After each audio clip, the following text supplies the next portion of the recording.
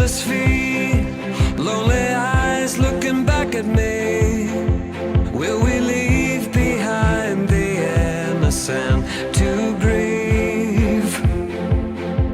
On their own, on the run, when their lives have only begun. These could be our daughters and our sons. And just like a drum, I can hear their hearts beating. I know my God won't let them be defeated. Every child has a dream to belong and be loved. Boys become kings, girls will be queens, wrapped in your majesty. When we love the least of these, then they will be brave and free. Shout your name in victory. When we love the least of these, when we love the least of these.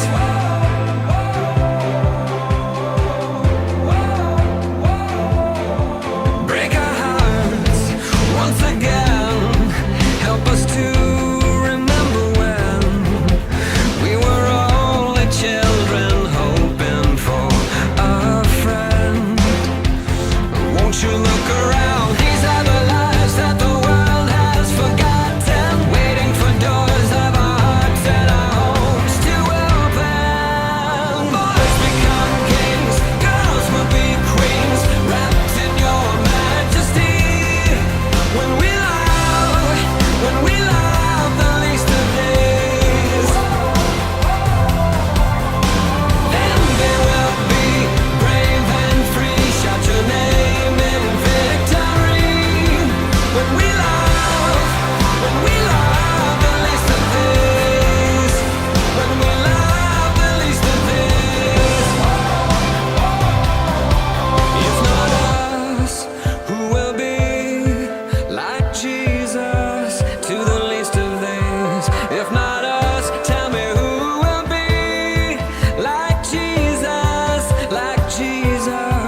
to the least of these. Boys become kings, girls will be queens, wrapped in your majesty.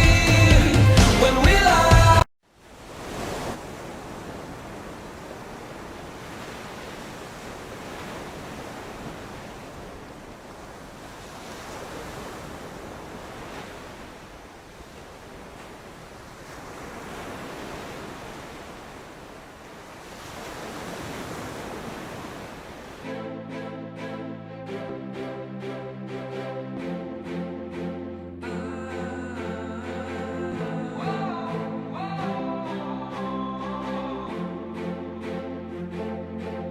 Little hands, shoeless feet, lonely eyes looking back at me.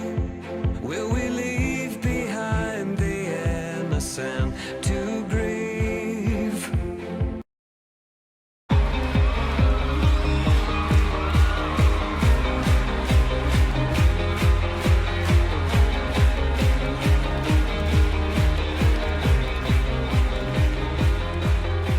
At break of day, in hope we rise, we speak your name. Good morning and welcome to the King's Report. It's Tuesday, April 25th, 2017, 8th year of Chungi, 3rd month, 29th day of the heavenly calendar. I'm your host, Seung Sean Moon, the second king of Cheongguk. Let's go first to Tim, the agent elder, here with me for our morning AccuWeather forecast. Tim. There's a light rain or drizzle falling on the Cheongguk this morning, 53 degrees, and it's not going to get any warmer today. This is the high temperature for the day. Really? Yes, it's going to be a cool, rainy day. Wow. Periods of rain, often not a lot of rain, but a light rain drizzle. And then that's going to continue to tonight. But then starting tomorrow, we're going to get a warm up, and by the weekend it should be in the 70s, even 80s, and then back down to upper 70s on Sunday. So we'll have a lot of sun the rest of the week, but not today. And what is the high again, one more time? Today the high is going to be 53. We're at the high right now. Oh, wow. Okay, 53 degrees. Very nice, very nice. Nice and cool today. Thank you, Tim, for that report. Let's now go to our Rima. Today we are in Mark 6 and 7. And the subsection here is sending out the 12. This is after Jesus was rejected at Nazareth for the faithlessness of the people. And the section after that is called Sending Out the 12. After that is John the Baptist beheaded. So let's go to Sending Out the 12, verse 7 and Mark 6. And he called the 12 to himself and began to send them out 2 by 2 and gave them power over unclean spirits. He commanded them to take nothing for the journey except a staff, no bag, no bread, no copper in their money belts, but to wear sandals, and not to put on 2 tunics. Also he said to them, in whatever place you enter a house, stay there till you depart from that place. And whoever will not receive you nor hear you, when you depart from there, shake off the dust under your feet as a testimony against them.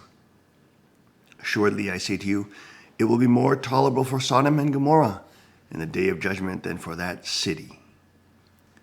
So they went out and preached that people should repent.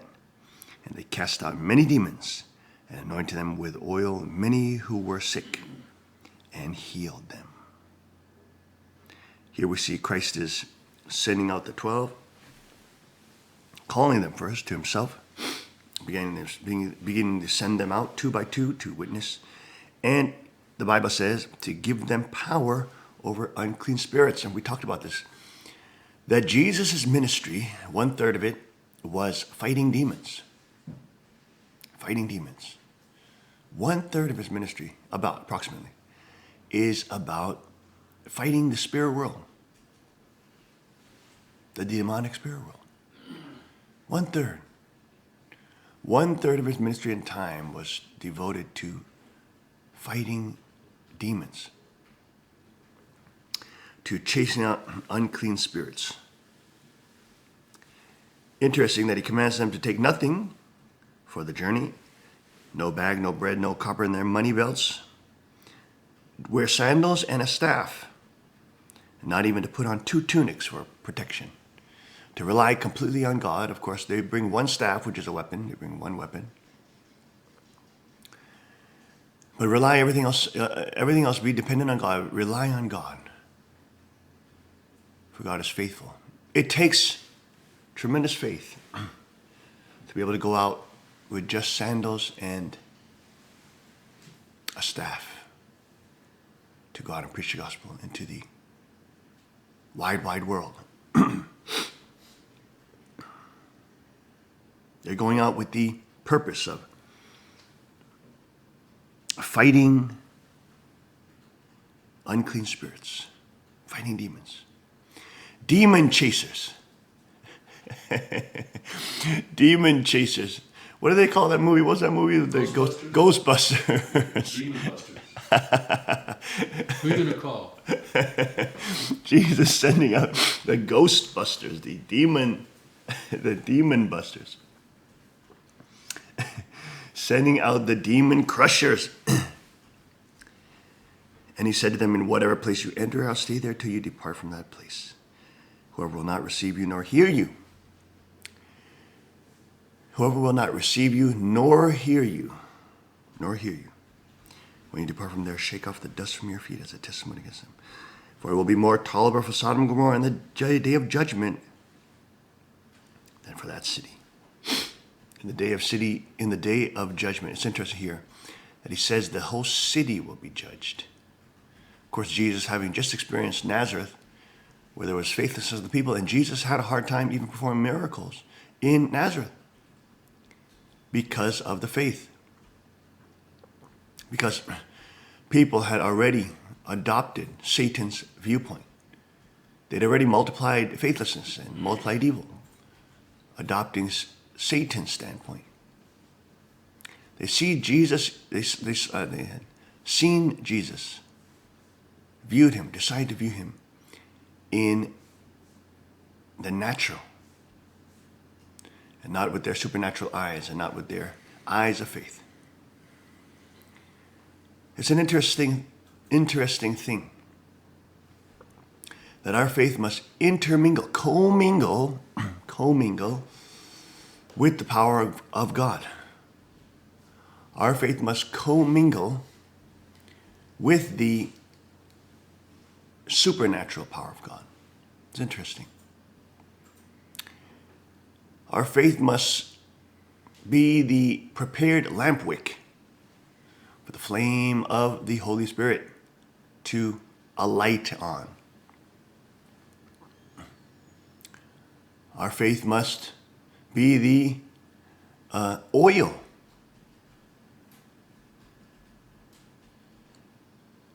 Maybe not the oil, but the lamp wick. The wick in the candle that allows the flame to ride. And of course, mixed with the paraffin wax or the wax of the candle, or the oil of the lamp, the light can then start to come alive, burning away the fuel, also burning away the darkness.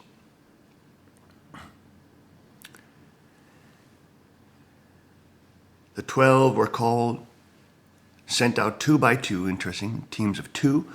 Interesting, teams of 2. Christ gives them power over unclean spirits, but they must go in teams of 2.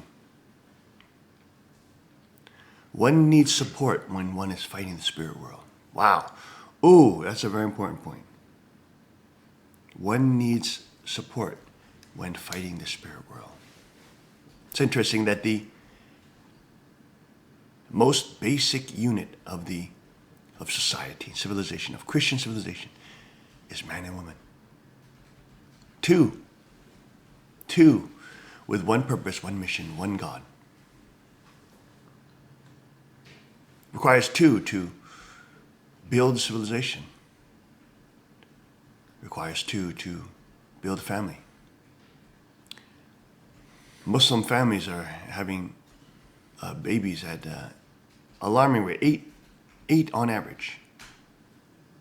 8 on average. The holy body of Christ, Christians, should be having 10 on average.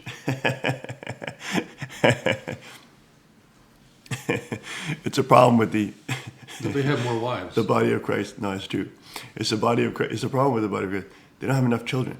You know, the Mormons have lots of children. They do. Of course, Father always encouraged us to have lots of children. So do Catholics. Of course, one of the ways to stop the growth of the impoverished radical Muslim world in terms of having babies is modernization. That is the quickest way to curb having babies. It's allowing free markets to run, prosperity to run. It's to allow freedom and responsibility to run. But, of course, that is antithesis to the Sharia law, to the religious law, which promotes a dominant ruling elite class, which promotes a priestly class, even though they say that a priest doesn't have the same powers as the Catholic priest. The imams hold tremendous power. And of course promotes harems and such things like this. Does not promote a prosperous, free society. Because in order for a society to be prosperous, it must have the virtue of freedom. In order for a society not to destroy itself and implode, it must be responsible, must have responsibility. Jesus gives these disciples some training, training to go fighting the demonic forces, the demonic spirits. In teams of 2, SWAT teams of 2, to go battle and practice against the evil spirits, building their faith. It's interesting when you pray for people who need healing. You can't rely on your own power. You can't rely on your own strength. You in the natural don't have the power to heal. But with the authority of God and the authority of Christ, we have authority over the spirit world. We have authority to give charge to angels and also to chase out demons. That authority cannot be taken by proof. It must be taken by faith. And when we stand in that authority, taking it by faith and chastising the evil demons that plague us and harass us and make us weak,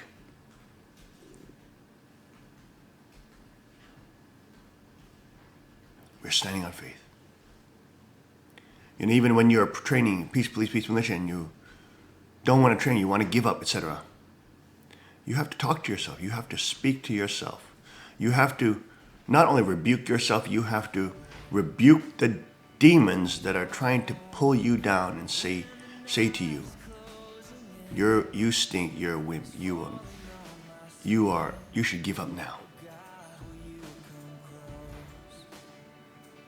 In the modern world, we may call them small voices in our head.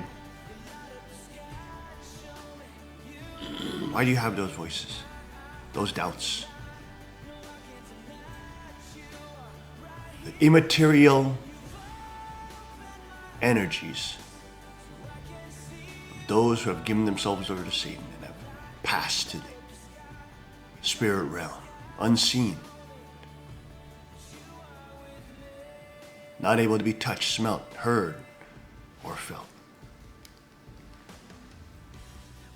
have power over our weak minds if we have not given it over to God Himself in Christ, which gives us power.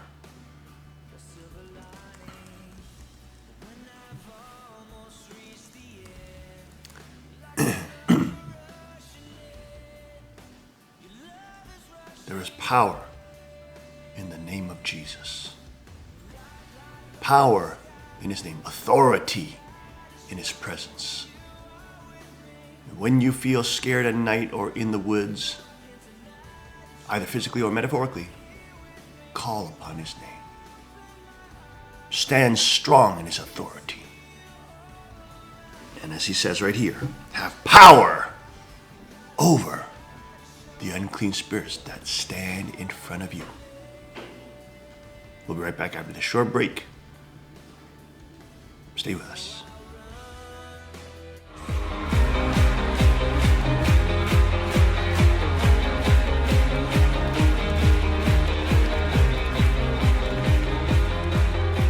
At break of day, in hope we rise, we speak your name.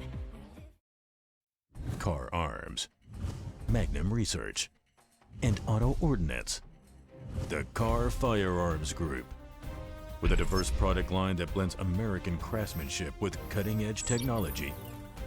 It's no secret why gun enthusiasts choose Car Firearms Group. From the Desert Eagle and Baby Desert Eagle made famous by Hollywood. The history of the 1911 and the Tommy gun. To the best in compact concealed carry. Car Firearms Group is not only the first name in personal defense, it's a name that has earned the respect of gun enthusiasts around the world. Concealment, innovative technology, value, accuracy, and history. Car Firearms Group. Made in the USA. Visit car.com today.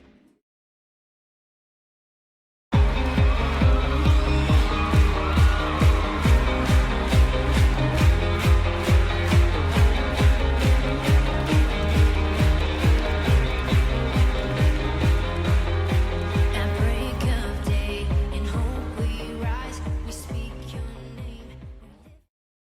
And we are back. Welcome back to the King's Report this Tuesday, April 25th, 2017. I'm your host, Young Jishan Moon, the second king of Cheongguk. And now moving to our top news of the day. Here you go, on Drudge, another brick in the wall. A report about, here we go, another brick in the wall. It's a report about the southern border wall, but also in relationship to the issue that's coming up later this week as to whether the Congress will vote to continue funding the government. They at least have to pass a continuing resolution at the very minimum. But Trump is, because they still don't have a 2017 budget. Well, we'll go into that just in a minute. Let's go to the left section on drudge.com. New Wars Tantados steps up fight with Fox, claiming she was hacked. O'Reilly breaks silence, truth will come out. Advertisers return. Support Murdoch, seen with Fox News co-presidents. Meghan ready for return at Peacock. Maddow set to dominate Prime. Hannity accuser walks back harassment claim after lawsuit threat. There you go. Wikipedia founder to fight fake news. Lesbian Methodist bishop faces. There we go. Okay, it's jumping. NSA blimp spied in the United States. Lesbian Methodist bishop faces challenge to her election. Madonna biopic Blonde Ambition in the works at Universal. Teen mob take train in Oakland. They're beating them and robbing people. Ridiculous. Oh, California is really breaking down, isn't it? Passengers beaten and robbed. Fear of criminals with missiles as Venezuela arms civilians. Mass sit-ins snarl highways. Dozens of Brazilian bandits stage brazen $40 million heist. In the middle section, Trump considers banning laptops on planes from UK airports. Once celebrated special driver's licenses stir anxiety amongst illegals in California. 6.9 magnitude quake off of Chile. DC to hold massive terror drill. Complex coordinated attack. Eerie tech promises to copy anyone's voice from just 1 minute of audio. Buchanan. Is Macron's France's future or past? Populist wave, maybe. Web ebbing. Ivanka to Berlin.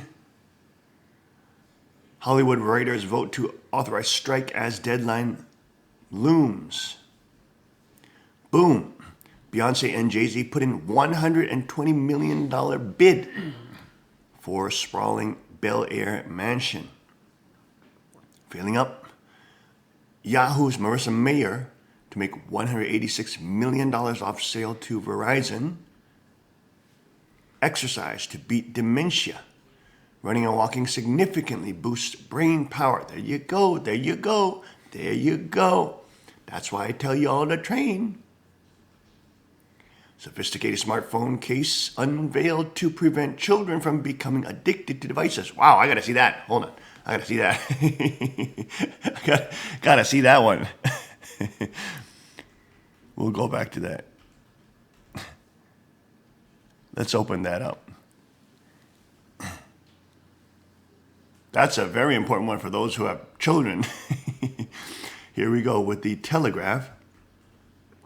Smartphone case that allows parents to stop children becoming addicted to devices. In Japan, that comes from Japan. A Japanese company has created a smartphone case to help parents prevent their children from becoming addicted to their mobile devices. What does the case do? The case, which can only be removed with a special screwdriver, allows parents to set time restrictions on their child's smartphone usage via an accompanying app. Motion detectors built into the case called Otomos also deactivate the phone automatically when the child is walking to prevent them from checking the devices while on the move. Because children have not learned good habits, yet they're learning such bad habits with these with these phones. There you go, the case created by Momo Limited, a Japanese venture firm based in Kobe City in the US of Japan, can also send automatic messages directly to parents' phones. if it senses a significant physical shock, such as an accident. How to break your addiction to your phone. Number 1, try phone stacking. In a meeting or at a family meal, everyone puts their device in the middle of the table, and the first to reach for theirs has to do a forfeit, such as to make tea for everyone, buy the next round, or wash up. Oh, that's a good tip. That's a good tip. I like that. That's a good tip. Everybody's got to put their phone in the middle of the table, okay? And the first one to reach for that has to do the dishes or has to make tea. And it's a waiting game. Let's see how long we can wait. Keep tech out of the bedroom. Light from screens stops production of the hormone melatonin, which is vital for getting to sleep. So leave them to charge in a different room when you go to bed. Have you ever had when you're actually very tired, very tired, but then you turn on your computer and check the news or whatever you got to do, and then you end up not being tired? It's because that screen is stopping your hormones from producing melatonin, and also other hormones, by the way. It's a hormone in endocrine disruptor. The screen from the, your laptop, which is, of course, it's disrupting my hormones right now as I speak. So it is not a good, these waves, these screen waves affect our bodies and brains. Number 3, keep your phone out of sight and reach when you are driving. Out of sight and reach when you're driving. Even hands-free phone systems slow reaction times as people don't concentrate on the road. Number 4, don't eat at your desk. Go outside at lunchtime instead. That's a very good one. Not only does it get you away from your screen, it stops you from sitting down too long. Also, it's also very bad for you. Number 5, go on a digital detox holiday. There you go. Take a break from social media, work, emails, and texts. And if you lack the self-control, try a specifically designed break, such as the ones we run at. Okay, whatever. Japanese parents will be able to buy the device from mobile phone shops in August with a 2-year contract, including the case and application fee costing about 500 yen a month. We have developed the product after hearing many views and concerns of parents who have children using smartphones, Masuto Otsu, President of Momo Limited, told Kyodo News Agency. All you have to do is just attach the case, so it is very easy to use. An increasing number of global companies are creating applications and software to help parents limit and manage their children's internet access. One such app alerts parents to inappropriate pictures and selfies being sent or received on the device. Mobile phone health scares. Here you go. Text neck. Children as young as 7 are developing hunchbacks and curved spines because of the hours spent bending over smartphones and tablets, chiropractor Dr. James Carter claimed in 2015. Cross-eyed. According to a 2016 Korean study, excessive use of smartphones is causing children to become cross-eyed. Researchers recommend limiting phone usage to 30 minutes at a time. Cooked sperm. In 2016, fertility experts warned men that using a mobile for as little as an hour a day is cooking sperm and lowering sperm levels so much that conceiving could be difficult. Wow. Allergies. A study in 2014 suggested that nickel, chromium, and cobalt found in common phones cause skin irritations. At least 37 incidents of contact dermatitis were linked to mobile phones. There you go. There you go. And I also heard that putting your mobile phone in your pocket for long periods is not good either. There it goes. Comes right out.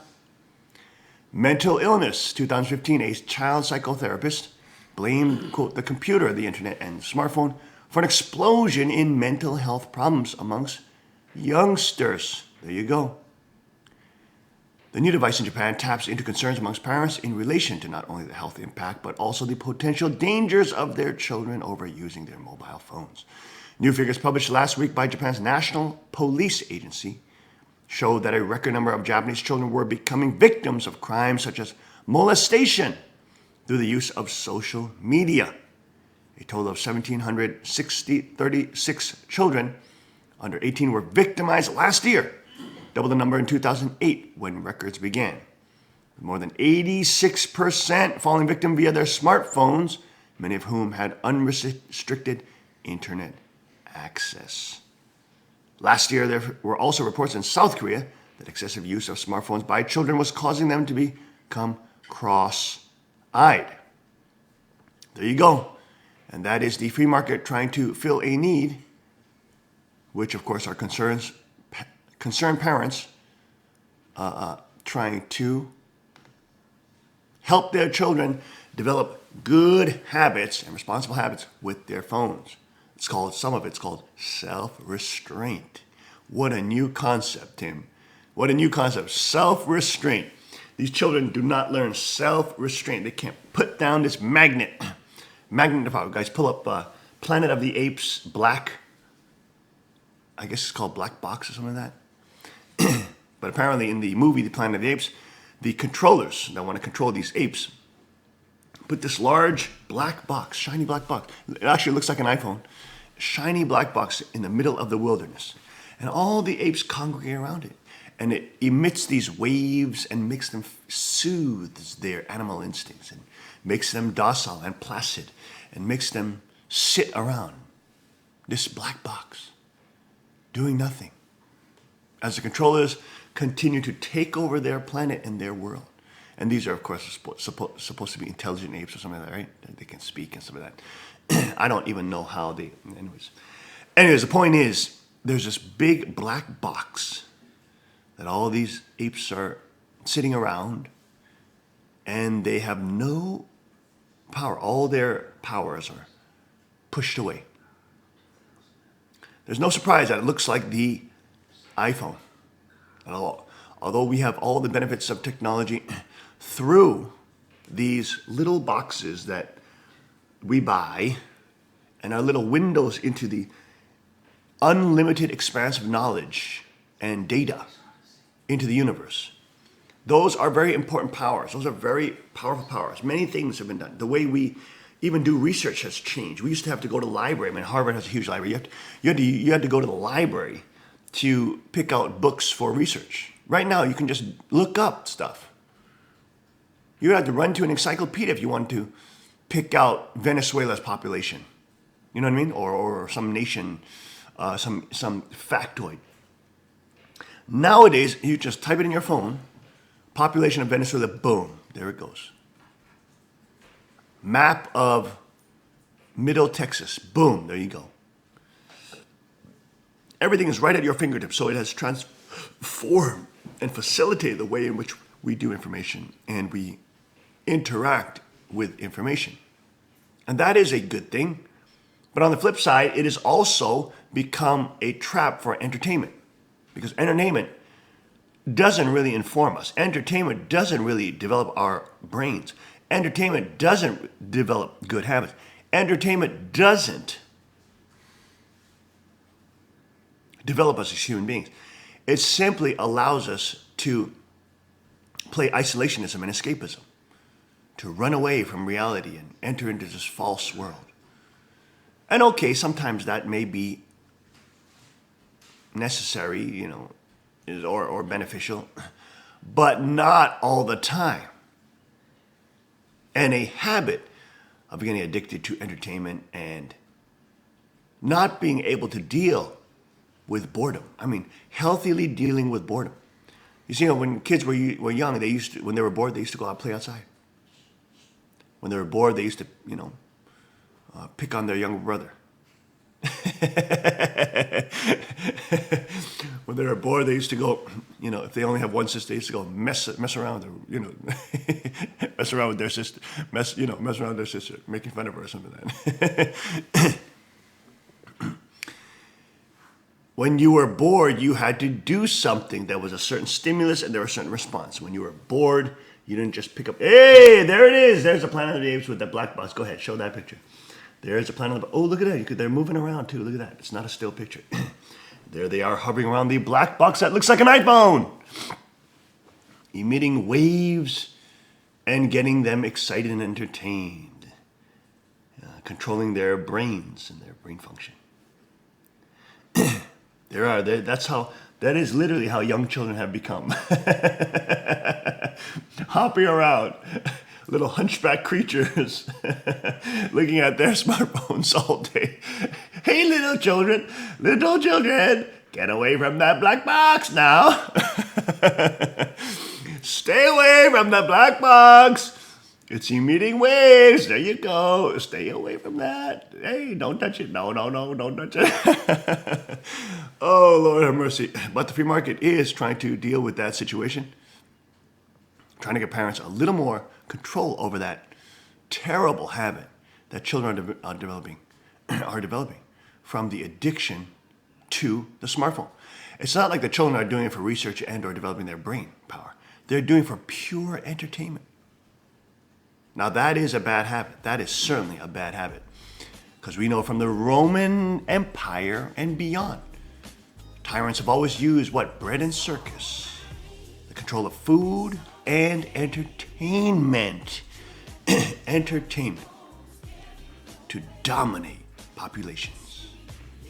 We'll be right back after this short break. Stay with us on the King's Report.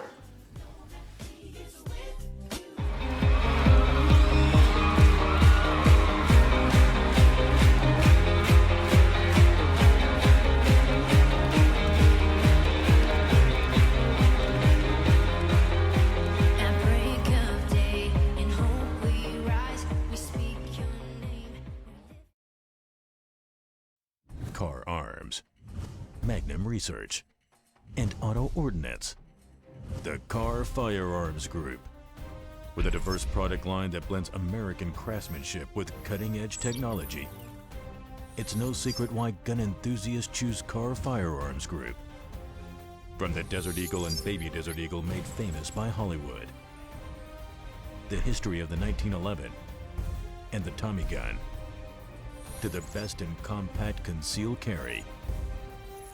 Car Firearms Group is not only the first name in personal defense, it's a name that has earned the respect of gun enthusiasts around the world.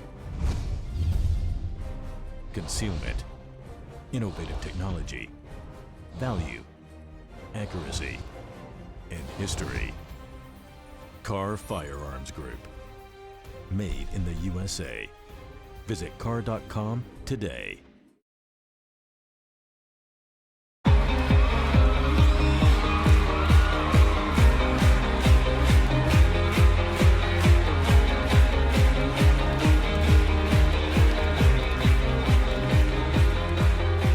At break of day, in hope we rise, we speak your name. We are back, just believe. We're singing along with, hey man, you gotta keep that music going on as I can play around and sing that song. But yes, we were talking during the break that of course these artificial means of controlling the smartphones for your children are temporary band-aid fixes. But as a very wise man once said, you must not neglect sometimes band-aids. I think I heard that yesterday or something. Don't neglect band-aids. They are important. Anybody who's been in the woods, you know band-aids are important. Okay, so yes, they're not a permanent fix to a massive wound or something like that. But band-aids can be very helpful. You know, when we were bushcrafting one time, of course I've taught my children knife safety, but you know how children are. They just forget sometimes. My youngest son, he was, when was that? That was when he was maybe 7 years old. And he had already learned knife safety and things like that. But again, like a child, he didn't put away his knife as he moved. And so he moved and he tripped. Now that's the whole point. That's the reason why in bushcraft you learn these knife safety skills. So every time you move, you put your knife away in your safety kit. You put your axe in its sheath. You always, when you move, you put your edged tool back inside its sheath. So just in case you fall, you don't fall and stab yourself in the gut or a neck or something like that. Guys, pull up nature schools, Denmark and nature schools. But that is the elementary schools where they teach kids outdoors, right? And they teach them how to use knives at 3 years old, 4 years old. So it's not a weird thing. Anyways, the point is, my son was walking and he didn't put away his knife, and he fell down. Thank God the Spirit of God was over him and Father was protecting him. But the knife came up and slashed him in the face. It slashed him in his face, but the tip just caught his nose. Boom! Caught his nose. And it cut his nose, not completely open, not his nostril didn't get cut totally open. But it cut his nose. He still has a scar from this day. There you go. There, look at those kids. Oh no, get that. Get them. Let's show that kid. Show that kid one more time. There's a kid with a knife. Show that kid in the tree one more time. Just go back a little bit. There you go. There you are in Denmark. These kids playing outside. There you go. And this is just like, hey, there's a kid in a 100-foot tree or whatever, 50-foot tree. He's like 3 years old. But he learns how to come down safely. Okay? So children are actually very capable. It's just these hyper anxious moms that usually, hey, get down! Oh my God, get that away! Moms, you gotta cool down a little bit. All you gotta do is teach them how to use it properly. Now, they won't be perfect first, but that's how you learn. You learn through trial and error. And we had, anyways, my son cut his nose open. Now he's very diligent. He's assiduously practicing his knife safety all the time, wherever we go. He's extremely diligent with his knife safety. Now, but he cut himself on the nose, and I didn't just put a Band-Aid on. Obviously, I put in my medicinal herbs, which basically essentially close off those wounds and cut off the blood vessels so that it doesn't bleed anymore. I have medicinal herbs for that.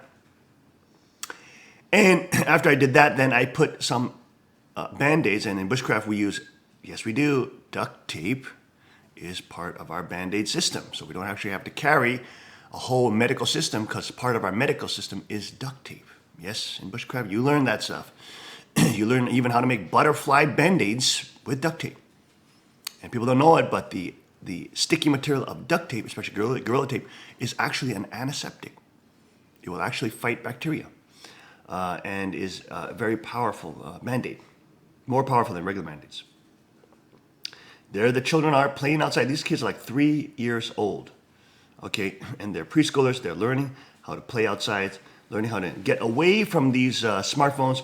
Now, these are also alternatives. See, the market also develops these kind of alternatives that you can send your kids to, where they learn how to play outside and develop good habits pre-usage of smartphones.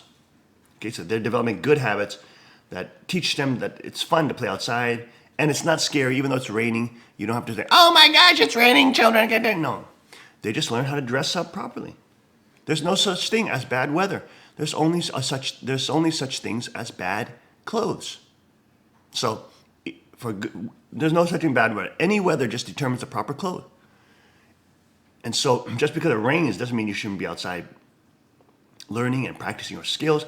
And this is what these kids are doing. They're learning how to practice their skills of being outside, connecting with their real world, their natural real world, which teaches them patience, which teaches them they have to adjust to the environment, meaning that when it rains, they can't just stop the rain. They have to adjust to it. They have to be aware of their environment. They have to be aware of danger. They have to take risks. They have to learn how to play with dangerous things like tools and climbing trees and also knives. And by the time these kids graduate from these places, they're not scared of knives. Knives are just seen as tools. They're just seen as tools. Look at that. They also get in contact with the natural world and the spontaneity of the animal kingdom. There they are, the 3-year-old children, whittling and using very, very sharp knives, learning that it's a tool for using proper knife safety. Creating little stakes and learning how to use these things as tools. And there you go, very healthy moms, like that teacher over there, not freaking out, but just teaching them how to use a bushcraft bag. And that is a Scandinavian grind. Look at that. That is a bushcraft knife. But of course, the bushcraft knife, as anybody knows, is very sharp, very sharp. But these children are learning how to use them at a young age. These skills actually help them go back home and help their mom in the kitchen. So there's also other video where these young kids at home are helping their mom cut up vegetables in the kitchen for their soup. And there he is. There are kids up there 30, 40 feet high, and the teachers are trained. The teachers are trained This is actually great for childbearing too. You know, even moms should have this training. This is like mini peace police, peace militia training. It's a mini peace militia training. And all moms, of course, in Chunuguk, they'll have peace police, peace militia training, so they won't freak out as much. They'll have control of their emotions. But they have the skills and the emotional control to be able to train these young kids to climb these trees and not freak out. And say, okay, take a step down. All right, grab that branch. Good job, good job. Come on down. It's not really that dangerous. If you just do it step by step, okay? If you just do it branch by branch, it's not really that dangerous, okay? I mean, it's just the mental thing of, oh my gosh, what if he falls? That kind of thing. But there's no different of him coming up like right here and climbing down some little apparatus right here that's 2 feet off the ground. No difference. The steps and the techniques are the same. You make sure your foot placement is good. You bring yourself down one step at a time. Make sure you have 2 strong footholds, strong handholds. Make sure you test those branches. Stay clear, close to the branches, so you're not standing on and torquing that branch so it cracks. And as you can see, they were on a deciduous tree, so that tree had a high likelihood of being a hardwood tree. And anybody who knows nature crafts and things like that, you know how strong hardwood is. Look at that kid. He just fell down, and he's just like, hey, that was fun, man. Get his booty back up. He looked like a little gnome in the wilderness, a little child, little like elf in the woods. And they have their classroom outside, and they have their class every day outside, every day, without fail, rain or shine. They have no playgrounds. Their playground is the great outdoors. And think about that kind of training is so much healthier for children, isn't it? It makes them stronger, not only physically, their immune system is boosted. They have stronger bacteria in their bodies. They know how to deal with, nowadays people are too clean. And they're more susceptible to colds. Their immune system function is destroyed because they're constantly sanitizing their bodies, which makes their bacteria, even in their gut, 80% of which is your immune system, weaken. You see? And the parents, and look at these. The parents, the teachers are trained not to get involved.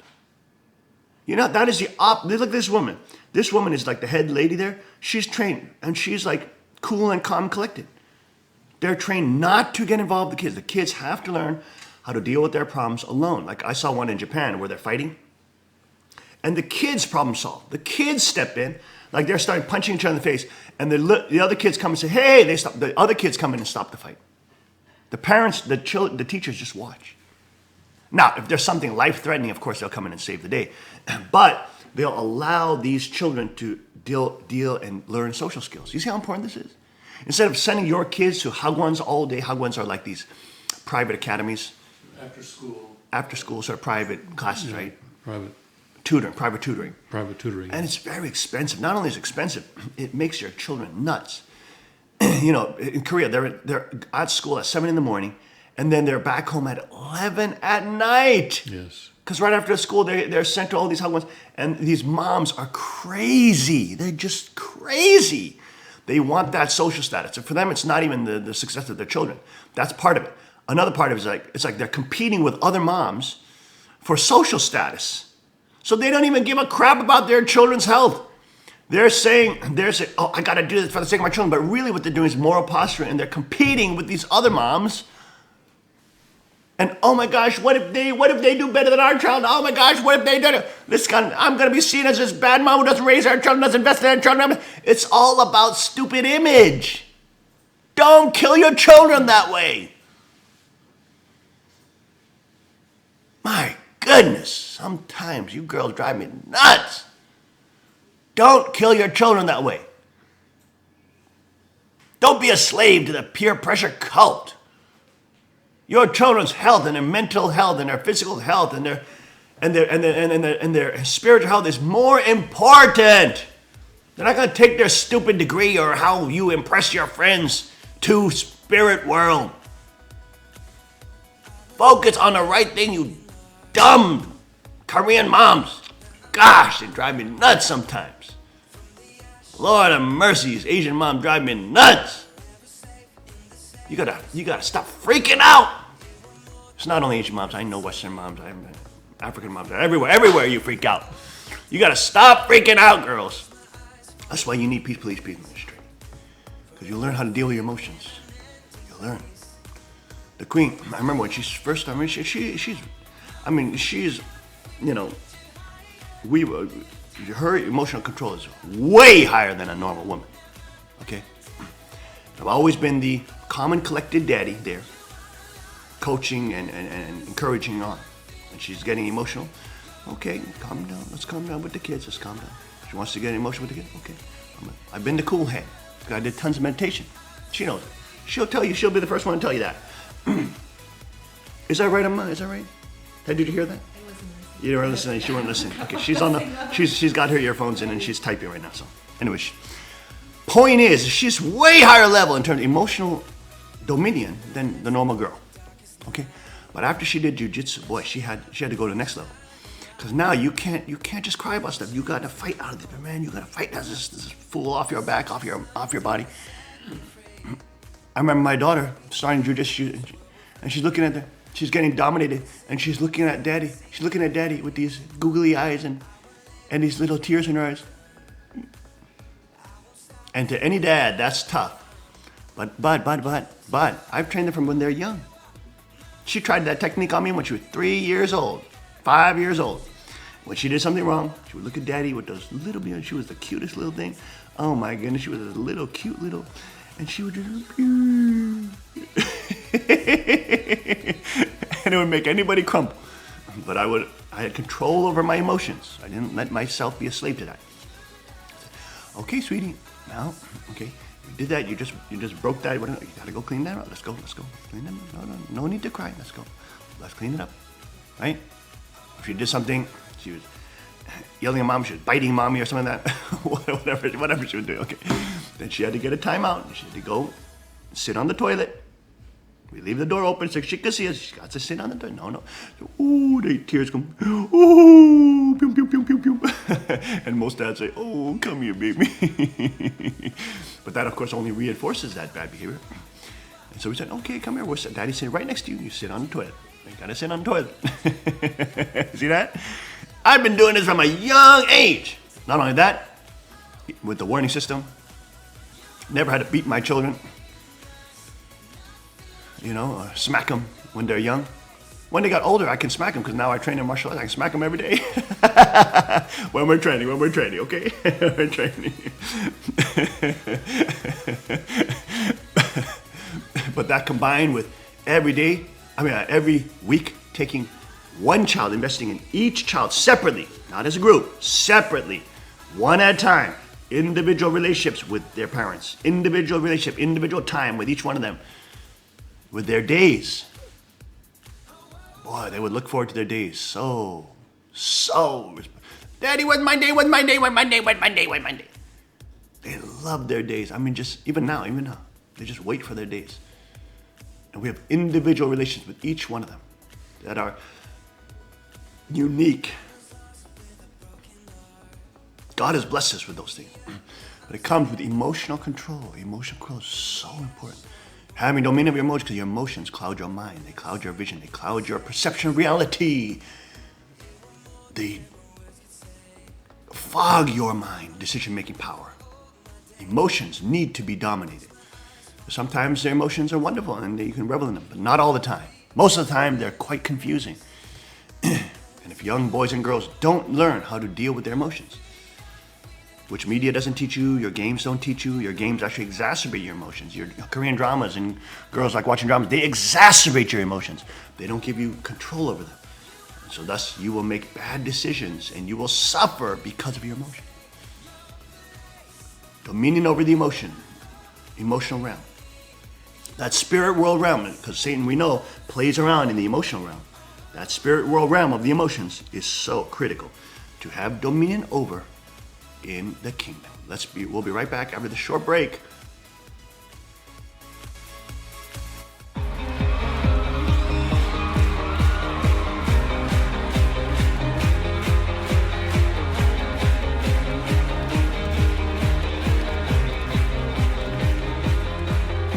At break of day, in hope we rise, we speak your name. Car Arms, Magnum Research, and Auto Ordnance. The Carr Firearms Group. With a diverse product line that blends American craftsmanship with cutting-edge technology, it's no secret why gun enthusiasts choose Carr Firearms Group. From the Desert Eagle and Baby Desert Eagle made famous by Hollywood, the history of the 1911 and the Tommy gun, to the best in compact concealed carry, Carr Firearms Group is not only the first name in personal defense, it's a name that has earned the respect of gun enthusiasts around the world. Concealment, innovative technology, value, accuracy, and history. Carr Firearms Group. Made in the USA. Visit carr.com today.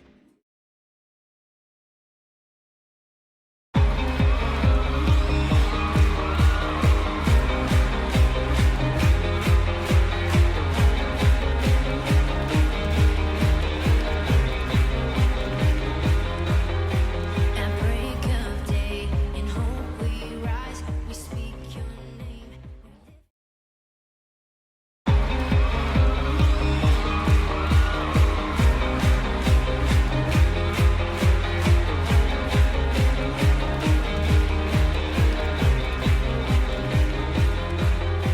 At break of day, in hope we rise, we speak your name. And we are back. Welcome back to the King's Report this Tuesday, April 25th, 2017. I am your host, Hyungjin Sean Moon, the second king of Cheongguk. And in a shocking headline, but not really shocking story, Marine Le Pen steps down as head of France's National Front Party. You may think that's shocking, but just wait a moment. French presidential candidate Marine Le Pen announced Monday she is temporarily stepping down as head of her National Front Party with less than 2 weeks before the country chooses its leader in a runoff vote. The move appears to be a way for Le Pen to embrace a wide range of potential voters ahead of the vote, pitting her against Emmanuel Macron, the independent centrist who came in first in Sunday's first round, the Associated Press reported. Tonight, I am no longer the president of the National Front. I am the presidential candidate, she said on French public television news. Le Pen has said in the past that she is not a candidate of her party and made that point when she rolled out her platform in February, saying the measures she was espousing were not her party's but her own. She also has tried to distance herself numerous times from a string of controversial comments by her father, Jean-Marie Le Pen, who founded the party before being kicked out in 2015. I've always considered that the President of the Republic is the President of all French people. Now is the moment to move from words to action, and it is the reason why it seems essential to me to leave the leadership role of the party, she added. Le Pen has worked to bring in voters from the left and right for several years, cleaning up her party's racist, anti-Semitic image to do so. Well, that image, of course, being supported by the mainstream leftist media. There you go. Also here, all senators invited to the White House briefing on North Korea. Let's take a look at this video alert.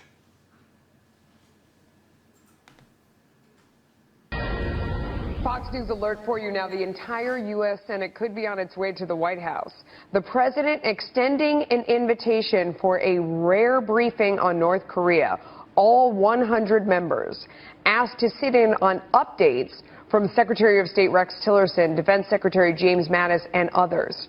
Chief Congressional Correspondent Mike Emanuel is live on Capitol Hill. This just happened, Mike. What does this invitation signal? Well, it shows you, Melissa, how concerned many folks here in Washington are about the erratic behavior by the North Korean regime. All 100 United States senators returning from a 2-week recess are being invited down to the White House for a classified briefing on Wednesday on North Korea and its recent activities, including firing off weapons into the Sea of Japan and other threatening behavior.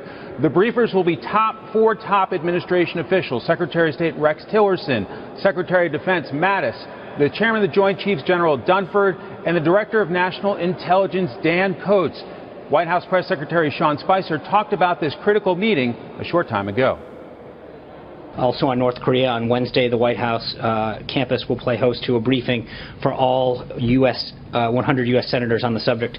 The briefers will be Secretary Tillerson and Mattis, Director Coates, and General Dunford. This is a Senate briefing convened by the Majority Leader, not a White House briefing. We are just serving as the location. But it will be unusual to see potentially all 100 United States senators load up on buses and go down to the White House, a sign of just how concerned many in the administration are at this point about North Korea's behavior at this point. We've seen a lot of erratic behavior from the regime, and so a highly classified briefing with some top administration officials so all the top senators, in fact, all the senators can hear about it firsthand. Melissa? Mike Emanuel, thank you. And there you go. Let's go to Tim for more of a breakdown on the story. Go ahead, Tim. See, this is very interesting because that same meeting was originally scheduled for a secure room in the U.S. Capitol. And if it had been held there, it probably wouldn't have made the news, or maybe a small story. But because they moved it to the White House, all of a sudden it's a big news. All 100 senators loading up on a bus and going to the White House. So using the White House as this, the symbolism involved. The content of the meeting is the same, whether it's held in the U.S. Capitol or in the White House. But using the White House as a symbol to emphasize and to underline and put in bold the concern that the U.S. Right. has. So it puts more pressure on the symbolic. Chinese, and it makes the news. You know, a video alert goes out on Fox News and maybe other networks too. I don't know. So this is a very wise, skillful use of symbolism, I think. And also, it makes them come to Trump, doesn't it? Yes. It doesn't. He's not going there to brief him on anything. He's saying, "Come to me." Yeah, but as the Spicer said, this is not being. It's not a White House meeting. There, he says that we're only providing the location. It's convened by the Majority Leader. Right. It's, I mean, they could have chose any location. Yeah. The fact that it's at the White House, you know, the administration is saying, "Come to us. We're going to give you the real deal," and it's almost like it's what is it? It's like almost it's almost like a what is it? How do you say it? Not a power play, but subject and object. So, you know, come to us. We'll show you what's happening. This is how concerned we are. There is symbolic. There's definitely symbolic power there. it puts more pressure on China. It's adding to that pressure on China to do something about North Korea. Yes, North Korea on Tuesday reportedly conducted a huge live fire drill that involved up to 400 artillery pieces, which may have been supervised by the country's leader, Kim Jong-un. South Korea's Yonhap News Agency, citing an unnamed government source, reported that Pyongyang appeared to have deployed a number of long-range artillery units in the region of Wonsan, which is a coastal North Korean area. South Korea's military did not confirm the report, but told the news outlet that it is firmly maintaining readiness. There was speculation that the North might carry out another nuclear or missile test. News of the live fire drill comes after the USS Michigan, a nuclear-powered Ohio-class submarine, pulled into the South Korean port of Busan for a hull check. The Ohio-class submarine will later join the USS Vinson aircraft carrier strike group for exercises in the Sea of Japan. According to senior U.S. defense officials, the USS Vinson aircraft carrier strike group is in the Philippine Sea in waters south of Japan. Asked about the USS Michigan, Lieutenant Commander Matt Knight with the U.S. Pacific Fleet told Fox News in a statement the submarine was on routine deployment. Quote, U.S. Navy ships and submarines routinely make port calls in a variety of locations, Knight said. As a matter of routine, we do not discuss future operations or the details regarding the operations of our submarines. USS Michigan is currently on a routine deployment into the Indo-Asia Pacific, end quote. Meanwhile, the entire U.S. Senate has been invited to the White House for a briefing on Wednesday about the North Korea situation. White House Press Secretary Sean Spicer confirmed the upcoming briefing for all 100 senators. Go ahead, you want to chime in real quick? Go ahead. Just to interject, not only that, he called the entire UN Security Council to the White House on Monday. Right. All 15 ambassadors, including China and Russia. Now, that's a big change. That's a spiritual shift. Yes. Because Obama used to always go to the UN and beg them. Yes. Trump is saying, no, I'm the boss, you come to me. You, UN, want us to help you, you come to me. He's showing, I am the king of this land. And that meeting was also about North Korea.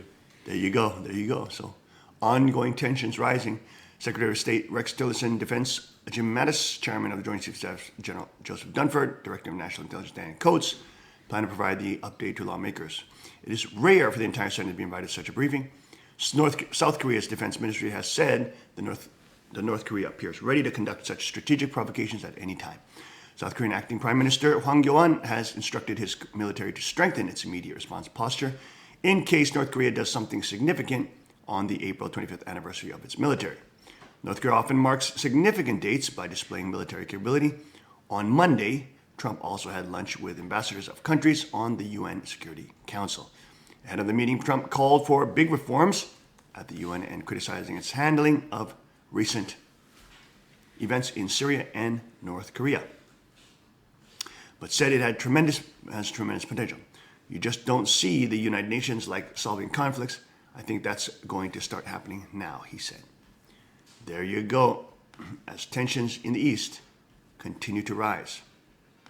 Let's take a short break, and we will be right back on the other side of this break. Stay with us.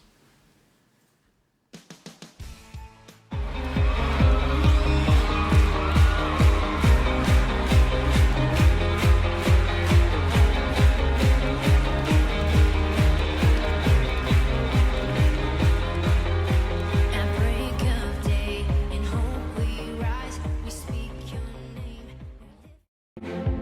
On their own, on the run, when their lives have only been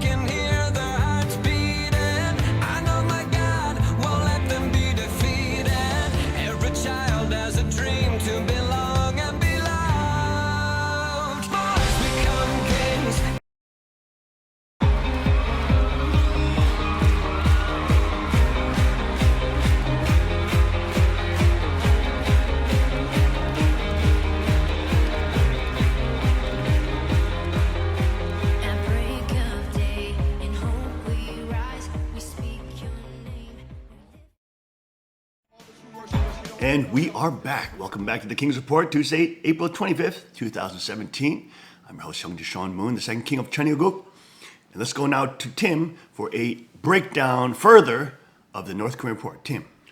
A couple more things that happened yesterday. We mentioned in the previous segment that there was a meeting yesterday where President Trump called all 15 members of the UN Security Council to the White House down from New York. They're normally in New York, and they had to make the trip all the way from New York to Washington and to the White House to meet with President Trump.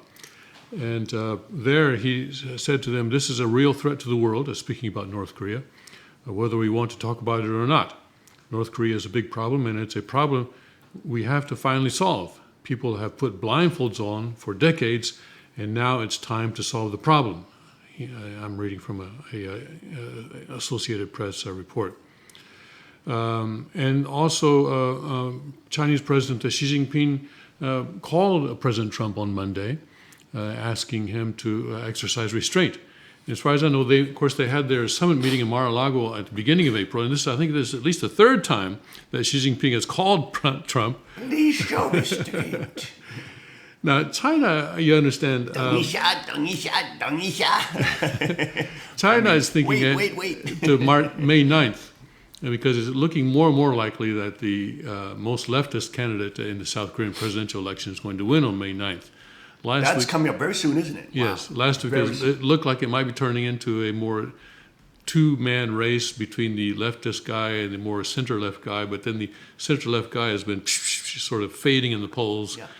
So for China, this is a good thing, because that means that their ally, if they just can keep the lid on Trump until May 9th, then their ally will come into power in South Korea, and that will give them much more leverage. That is, I imagine that is how Xi Jinping is looking at it, and somehow they want to keep the lid on. But in the New York Times, there's an article this morning that about U.S. fears time will run out, because apparently here it says that North Korea may be developing a new another atom bomb every 6 weeks. Right. Yeah. And of course, this isn't. I have to be careful a little bit. Sometimes the neocons get their views into this kind of a thing. But the New York Times is even showing a photograph of Kim Jong-un standing over what appears to be something like a disco ball, which apparently the CIA calls a disco ball, but apparently it's supposed to be a nuclear weapon that has been shrunken to fit inside the nose cone of a missile. I don't know if the tech team can. Yeah. Show that picture. The CIA calls that a disco ball. There you go, folks. There you go. We don't know though if that is a mock-up, or if it's an actual weapon. If I were to put my bets, I would say it's probably more of a mock-up than an actual weapon. That I don't know if you want the leader of your country standing in front of an actual bomb. But if you go down a little bit further in that article, you see the first nuclear or first atomic bomb that was tested, so you can see the difference in size. This is the one that was first tested in 1945. That was the very first atomic bomb. It was in a never woodshed somewhere. in the woodshed, I imagine in New Mexico someplace, probably that was where it was tested. New Mexico, there you go. Alamo Gardo. Yeah, in New Mexico in 1945, yeah. So that's what the thing looks like. And Trump is saying that, the past presidents have, he says, put blindfolds on. He doesn't use the image of kicking the can down the road, but that's what other people would say. And he says now it's time to solve it, because the longer you go, then the more likely it is that North Korea will actually develop a weapon that can reach the United States. And let's see, I wanted to do one more story. This is in geostrategydirect.com, where it talks about China is preparing for post-Kim Jong-un North Korea. what to do after perhaps there is a collapse of Kim Jong-un's regime as a result of a U.S. military Fait strike. accompli. And geostrategy says that troop movements have been reported near the North Korean border. We talked about that before, about 150,000 Chinese Russia's troops. also sent their troops down there. Russia has also sent their troops to the Chinese border. They have a very short border, but it's a border there up in the northeastern part of China, of the Korean Peninsula. And prominent Chinese analysts have gone on national TV to claim that China's ultimate objective is not to back the erratic Kim Jong-un regime, but to seek a post-Kim Korean peninsula that will be friendly to China and not part of any alliance with the United States. There you go. That Friendly means to part of China means more amenable to China's control. That means part of China. Okay, that's a nice way to say part of China. That's what China wants, you know. Of course. They want North Korea there, but they want to be able to have a guy, they want some adult supervision there, I guess. They want some Chinese supervision over there. The Trump administration seems to be first and foremost concerned about Kim's nuclear weapons, not necessarily making North Korea ultimately a part of the American sphere of influence. And that's probably true. And I imagine that was probably what they discussed in the Mar-a-Lago between Trump and Xi. Trump says, hey, you know what? We're not looking to go up into North Korea. We're not going to have South Korean troops or American troops go north of the DMZ. You guys could do what you want there, but let's just get rid of these nuclear weapons. I imagine that's kind of the agreement that is. And let's get rid of the been made, leader now, right? Is what this yeah. But then. Now it's interesting. On that point with China, Cook Jung was talking about that on Sunday, a very brilliant point. He was giving the history of China, showing that China has never historically been able to stay together because it's held together by force. And as soon as China stops expanding, that is, waging wars and conquesting other nations, as soon as China stops that murderous genocidal behavior, it itself implodes. So the only time you will have really North and South Korea united is if China is broken up. And he was talking about how China is now composed of 51 different nationalities and tribes, disparate groups, very separate cultures. For example, like the Uyghurs, the Muslim population, and or the Tibetan Buddhist population, and or the Southern Chinese who hate the Northern Chinese. They're very different populations with clear, and he made this point, geographical issues are very important. So he said there are places where there's geographical boundaries which naturally communities and nations rise up around. Whereas China is a plains, a lot of it is flat and plains. So you have constant warfare, constant conquering. When one tribe has a lot of power, it just takes over the other tribe. But even pushing into the Korean Peninsula, it's more mountainous, so it's harder to push in there. That is like he was saying that is the end of, that is what China does last before it unites everything. It attacks North Korea and South Korea historically towards the end of a dynastic cycle. And you see this now happening with China now coming to the end of its dynastic cycle. Where it's now starting to collapse. The internal instability is growing. China actually has lots of instability within itself and is fracturing all the time. They have to take over areas. They have to import people to literally population merge populations and or get rid of extant populations like Tibet. They just moved Han Chinese in there, taking over Tibet, giving them incentives. Of course, in the past, they would just do as slaves. They would just force them to do it.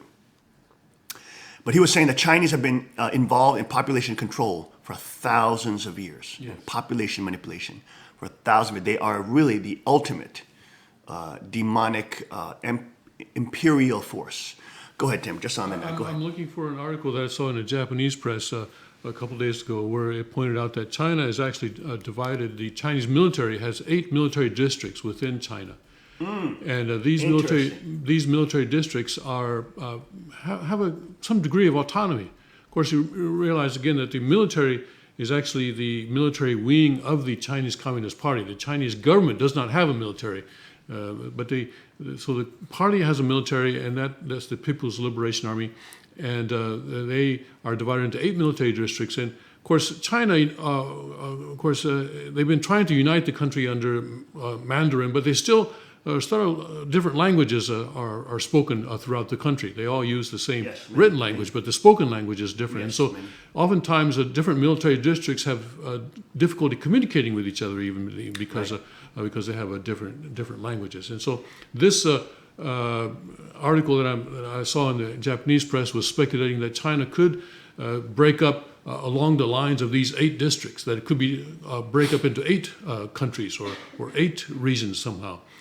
So that's another possibility. The one, as you said, the minorities, I think they're, my number I think was something like 53 or something like that. I'm not sure. 51. 51, but more than 90% are Han Chinese. Right. So then the others will. So we'll have to see what happens with China. But yeah, things are coming to a head. Every morning I wake up and check the news to see if things have blown up in Korea, and fortunately every morning they have not. We're happy that that's the case. We don't want we don't want anything to happen, but things are very, very on edge right now. We're really on the brink right now. Korea often goes to the brink, but this time This is serious. it's extremely serious. This is serious. We'll be right back after this short break. Stay with us on the King's Report.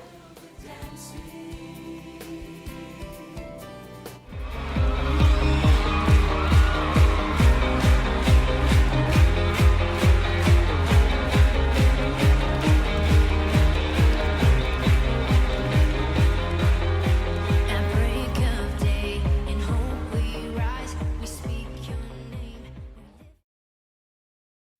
Car Arms, Magnum Research, and Auto Ordnance.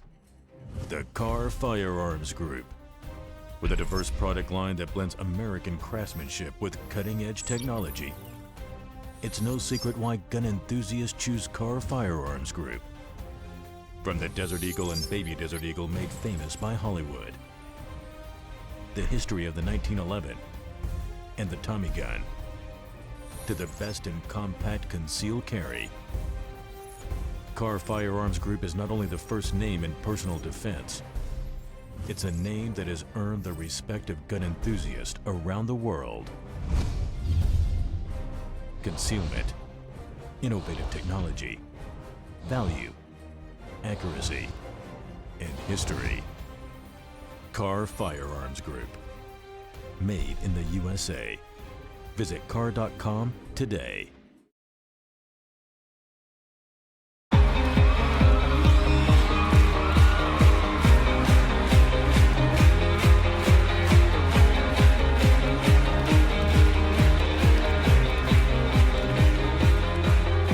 At break of day, in hope we rise, we speak your name. And we are back. Welcome back to the King's Report. This Tuesday, April 25th. I am your host, Hyungjin Sean Moon, the second king of Cheongguk. And on Sunday, I showed a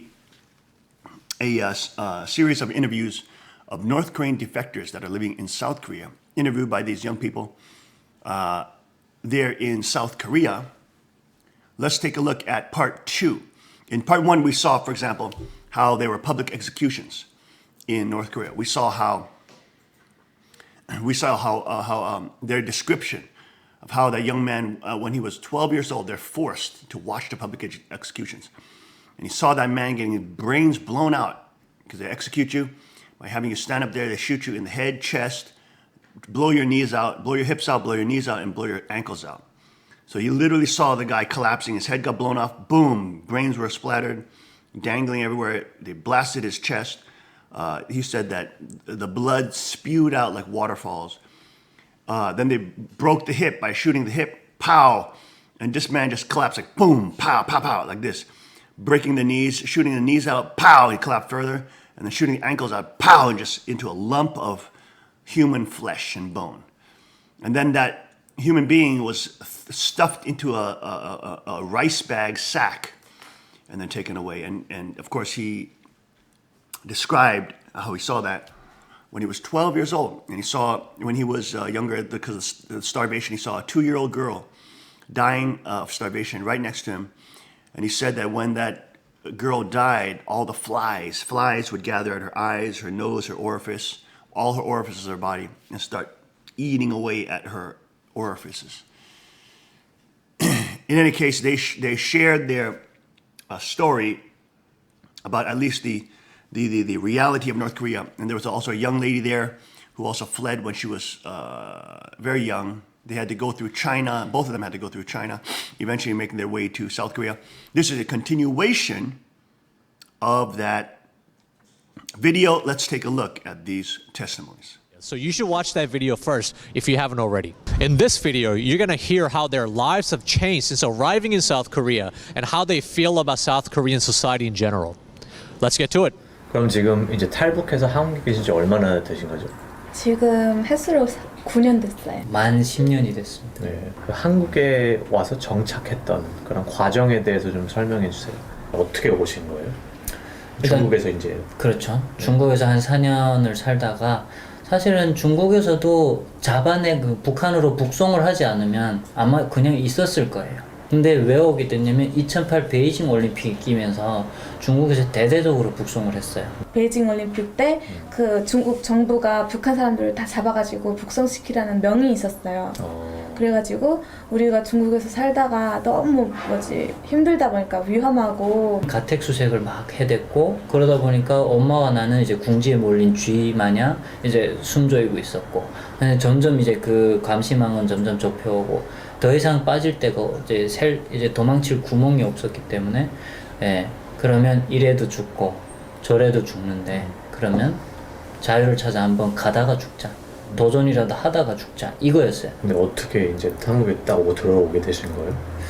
이제 그 몽고로 통해서 왔거든요. 당시에 이제 몽고 정부와 대한민국 정부가 암암리에 그런 교류가 있었다는 걸 알고 있었어요. 그 몽고 정부에서 탈북자들을 이렇게 넘어오는 탈북자들을 북한으로 보내는 것이 아니라 우리 한국 정부에 인계를 해준다면 우리 정부는 그 사막에 필요한 몽고 정부에서 필요한 뭐 나무를 보내준다든가 뭐 이런 게 있었다고 해요. 엄마랑 같이 이렇게 중국이랑 베트남, 라오스, 캄보디아 이렇게 4개 나라를 걸쳐서 한국까지 입국하게 되었습니다. 인천공항에 딱 이제 내렸을 때 어떠셨어요, 느낌이? 제가 인천공항에 딱 들어섰어요. 들어섰는데 너무 멋있는 거예요. 진짜 막 너무 천국 같은 거예요. 막 이 라이트 막 이런 거 불빛이 그냥 진짜 예쁘고 막 그래가지고 정말 타임머신을 타고 진짜 40년을 훌쩍 날아가지고 온 느낌이었어요. 그때 딱 도착하자마자.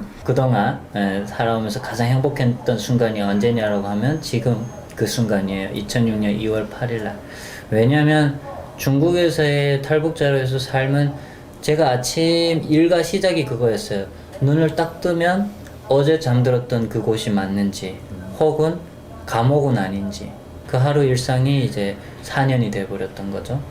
그래서 지금도 사이렌 소리가 울리면 소방차나 응급차나 경찰차 그 사이렌 소리가 울리면 저는 등골이 오싹오싹하고 식은땀이 계속 나요. 여튼 그렇게 해서 그런 삶을 살았던 제가 인천항공을 날아서 이제 그 비행기가 이제 인천항공을 나는데 안내 멘트가 나오는 거예요. 승객 여러분, 잠시 후에 뭐 우리 비행기 몇 호는 착륙을 할 것이고 안전벨트 확인하면 그 멘트를 듣는데 제가 이 속에서 아직도 이거 말로는 형용하기 어려워요. 너무 복합적이라서 뜨거운 뭔가 이런 불덩어리가 쭉 올라오는 거예요. 그래서 얼굴이 화끈거리는데 눈물이 확 나는 거예요. 나만 그런가? 라고 이렇게 주위를 딱 살폈는데 당시에 일행이 8명이 있었는데 8명이 똑같은 표정을 하고 있는 거예요. 근데 왔을 때 누가 뭐 마중을 나오거나 그런 게 있었어요? 국정원에서 데리러 오죠. 국정원에서. 아, 우리가 이제 한국 간다고 미리 연락을 주고. 그래가지고 국정원에서 이렇게 데리러 와요. 거기에 좀 재밌는 얘기가 하나, 숨은 얘기가 있다면 뭐냐면 그때 몽고에서 비행기에 탑승하기 전에 국정원 그 요원이 저희한테 당부한 게 하나 있어요. 한국에 도착했다고 해서 너희들이 안전한 게 아니니까 절대 움직이지 마라. 스튜디오스가 내리라고 해도 절대 움직여서는 안 된다 이러더라고요. 그래가지고 다 앉아있는데 사람들 다 내리고 우리 일행 8명만 남은 거죠. 스튜디오스가 내리라고 하는데 안 내리고 있고 그랬던 이유가 이제 국정원에서 마중 나올 때까지 기다려라 했기 때문에 그래서 기다렸더니 국정원에서 마중을 나왔더라고요. 여기서 또 한 번 감동받은 게 하나 있었어요. 그게 뭐냐면 이렇게 딱 나가는데 우리를 만나자마자 그분이 그랬어요. 대한민국에 오신 것을 진심으로 환영합니다 라고 했는데 거기서 저는 울었어요. 너무나 지금도 울컥한데 네, 울컥하는데 내가 뭐라고 북한에서 나서 자라서 북한에 그렇게 충실했었어도 북한 당국은 나를 죄인으로 취급했고 중국 당은 지 나라 사람 아니라고 해서 죽어도 몰라라 했던 나였는데 적대국이라고 생각했던 대한민국에서 나를 진심으로 환영한다? 이건 좀 뭘까? 막 그런 생각에서 그 한마디가 그렇게 감동일 줄 몰랐어요. 하여튼 감동도 잠시 이제 또 차를 타고 쭉 가는데 중국에 있을 때 이제 다 중국거리였고 다 중국말이었고 그리고 그 중국말을 못하면 잡혀나가기 때문에 늘 불안했던 나였는데 들려오는 소리는 이제 저 한국말이고 보이는 글이 다 한글이고 그냥 네, 말 그대로 천국이었고 너무나 행복했어요. 그렇게 해서 이제 국정원에 들어가서 탈북자인지 아닌지 조사를 받고 그 기간이 한 달 정도 걸렸고 국정원에 가서는 우리가 스파인지 아닌지도 당연히 걸러내죠. 국정원에서. 어떻게 걸러내요? 그러니까 감지기 하죠. 당연히 여기 이렇게 끼고 뭐 거짓말 하는 거 있으면은 막 가슴이 뛰잖아요.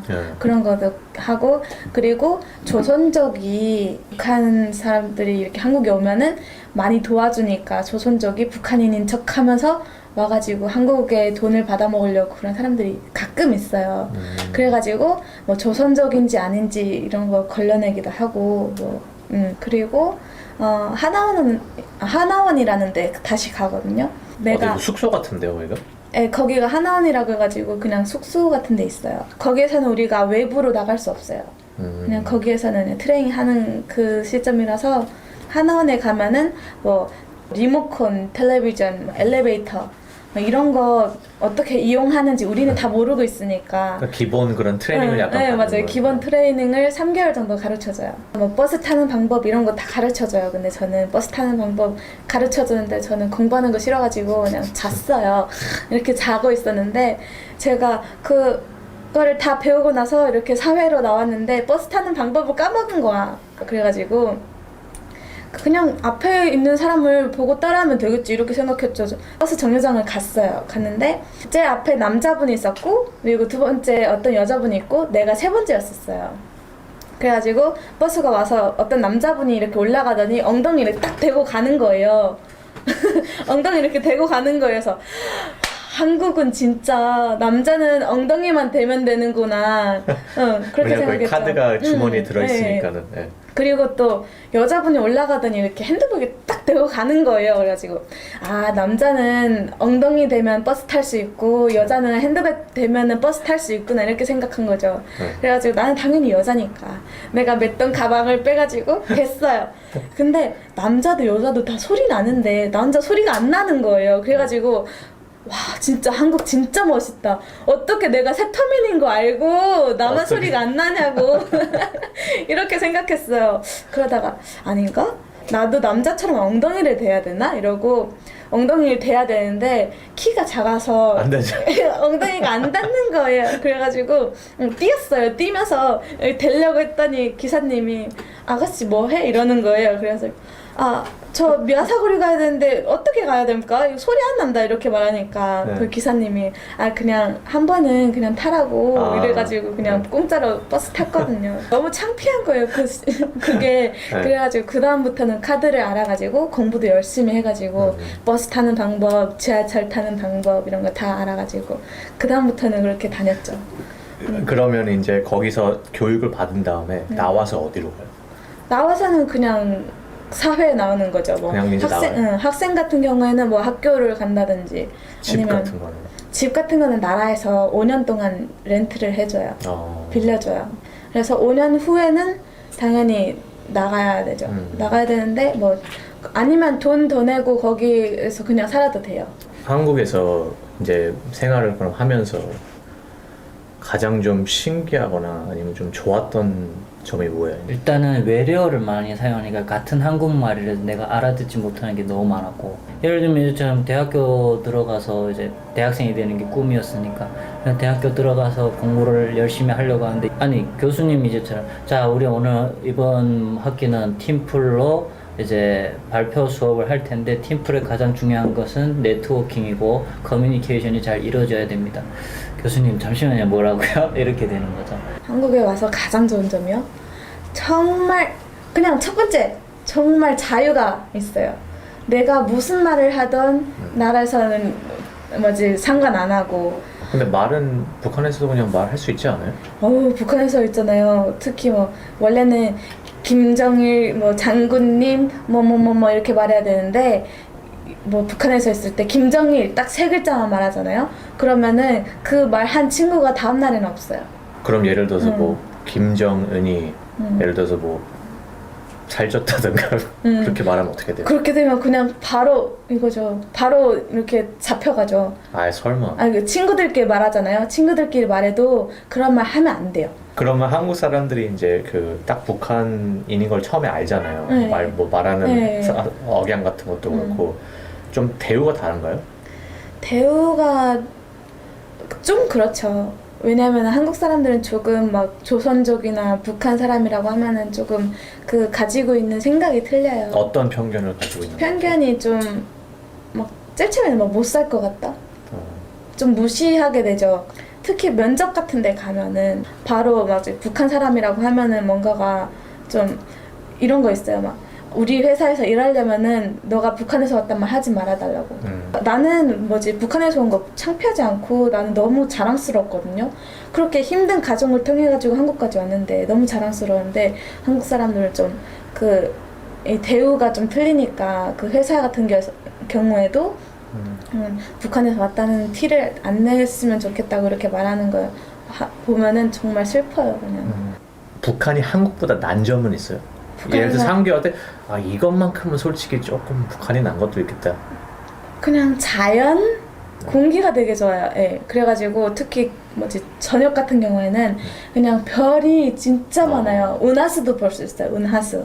그렇게 자연적으로 도대체 사람 면은요? 예를 들어서 북한 사람하고 한국 사람하고 차이점이 뭔 것 같아요? 한국에 와서 처음에 제일 어려웠던 게 그런 거였던 것 같아요. 너무 냉정. 그러니까 딱 찬바람, 칼바람 맞은 느낌? 이제 옆집에 누구 사는지도 모르잖아요. 다만 북한은 다 알아요. 내 동네 누구, 그 집의 세대 주름 누구, 가족 몇 명, 연령대는 어떻고, 어떤 일을 하고. 네. 그 정도로 이제 많이 알고 있고 정을 나누는데, 그런 부분에 있어서는 북한은 이제 좀 괜찮지 않나. 한국 사람 그럼 훨씬 더 풍족하고선 그런 삶을 사는데, 네네. 한국 사람들이 꼭 북한 사람보다 더 행복해 보이나요? 그렇지도 않아요. 그냥 내가 생각했을 때 한국 사람들은 그냥 일에 치우쳐가지고 이 자기의 행복을 못 찾고 있는 것 같아요. 일만 계속 하다 보니까 집세, 차비 이런 것 때문에 돈만 계속 벌려고 행복을 모르는 것 같아요. 신기하네요. 왜냐하면은 오히려 먹고 사는 게 더 어려운데 그럼 더 네. 행복할 수 있다는 뜻이요? 북한에서는 먹을 게 없어도 행복했었어요. 근데 한국 같은 경우에는 학생들은 계속 공부만 하느라고 아침 7시 일어나가지고 학원 하나 갔다가, 그리고 학원 끝나고 학교를 등교해서, 그리고 7시에 끝나서 또 11시까지 또 학원 가고, 이게 매일매일 이렇게 돌아가니까 이런 게 너무 스트레스 많이 받는 것 같은데, 근데 북한 같은 경우에는 그냥 밖에 나가서 놀라고 해요. 공부는 학교에서만 하는 거라고 이러고. 저는 불쌍해 보여요. 한국 사람들이? 네, 그게 뭐냐면 너무 치열한 경쟁 속에서 가장 중요한 행복이라든가, 그다음 사랑이라든가, 유대관계라든가 등등. 근데 물질적인 것에 너무 치우쳐 있다 보니까, 그래서 한국에 와서 제일 안타까웠던 게 대학교 들어가서 겪었던 사례 중에 하나가, 교수님이 과제를 내줬는데 다른 게 아니라 부모님한테 감사합니다, 사랑합니다 요 두 마디를 해서 부모님에서 오는 그 반응과 그다음 그 반응을 듣고 일어나는 본인의 반응에 대해서 레포트 작성을 하라고 했어요. 저는 그게 과제인가? 이랬거든요. 이것도 과제라고 내주나? 라고 했는데 남한 출신의 그 대학생들은 와 이러는 거예요. 그걸 어떻게 하라고? 네, 그래서 이게 많이 어려운가? 했거든요. 근데 대학교 들어가서 한 3학년 올라가면서 제가 어느 날 자살을 생각하고 있었어요. 왜요? 그 이유가 뭐냐면 탈북자라는 이름표를 갖고 이 치열한 대한민국 사회에서 내가 살아남을 수 있는 방법이 뭘까라고 생각했는데 안 보였었어요. 그 다음에 저는 이제 선천적으로 또 혈우병이라는 병을 갖고 있어요. 피가 잘 안 멎는 병인데 이런 병을 가진 내가 대한민국 사회에서 과연 살아남을 수 있을까? 아니요, 없었어요. 그래가지고 죽어버릴래 라고 자살을 결심했었는데 자살을 하려니까 너무 억울했어요. 그 지난날 지금까지 생각해보면 인천공항 날고 신분증 받아들고 학생증 받아들은 날 그 세 가지를 빼게 되면 행복한 시간이 없었던 거예요. 그러면 나는 목숨을 걸어서 얻은 자유의 이 땅에서 나는 왜 이렇게 불행하게 살아야 되는가 라는 어떤 질문을 던지면서 억울해서 일어났거든요. 그래서 일어나면서 깨달은 게 제가 남한 친구들하고 똑같이 가려고 했고 또 물질적인 것에 이제 현혹됐던 거죠. 대한민국에서 지금 부끄럽지만 12년째 자살률 1위거든요. 대한민국 처음에 왔을 때 자살하는 사람 보고 코웃음 쳤던 게 나였고 그것을 공감하는 내가 된 거예요. 두 곳을 다 경험한 거죠. 그러면 남은 인생 이 자살률 내리는데 좀 기여하고 싶다는 일단 욕심이 생겼고 이런 정말 엄청난 비전을 이제 갖고 계시면서 앞으로 본인이 할 일을 잘 하고 계실 것 같은데 탈북자로서 이런 오해를 받는 게 가능하지 않을까요? 예를 들어서 한국 사람들이 간첩이다. 혹시 주위에서 그런 일을 보신 적이 있으세요? 일단 제 친한 친구 중에 한 명이 그 친구의 어머니가 이제 간첩으로 몰려서 국정원 조사를 받았던 경험이 있어요. 그래서 그 내 친구는 그거에 너무 억울해서 맨날 술에 이제 의존하면서 대한민국 사회에 대한 불만을 표출했던 그 기억이 나는데 또 하나는 이런 상견례 자리에 갔는데 탈북 여성이라는 이유로 거기서 이제처럼 간첩 아니냐. 탈북 여성들이 이제 탈북 과정에 있어서 중국이나 어디 인신매매로 많이 팔려다니고 그 과정에서 결혼하거나 애를 낳는다고 하는데 그런 경험은 없느냐 등 이런 이제 어찌 보면 그 받는 사람한테는 너무 모욕이고 상처잖아요. 근데 그거를 꺼리낌 없이 얘기한다는 거죠. 근데 그거 나쁘다고 할 수는 없는데 문제는 지금 말씀하신 대 편견인 거예요.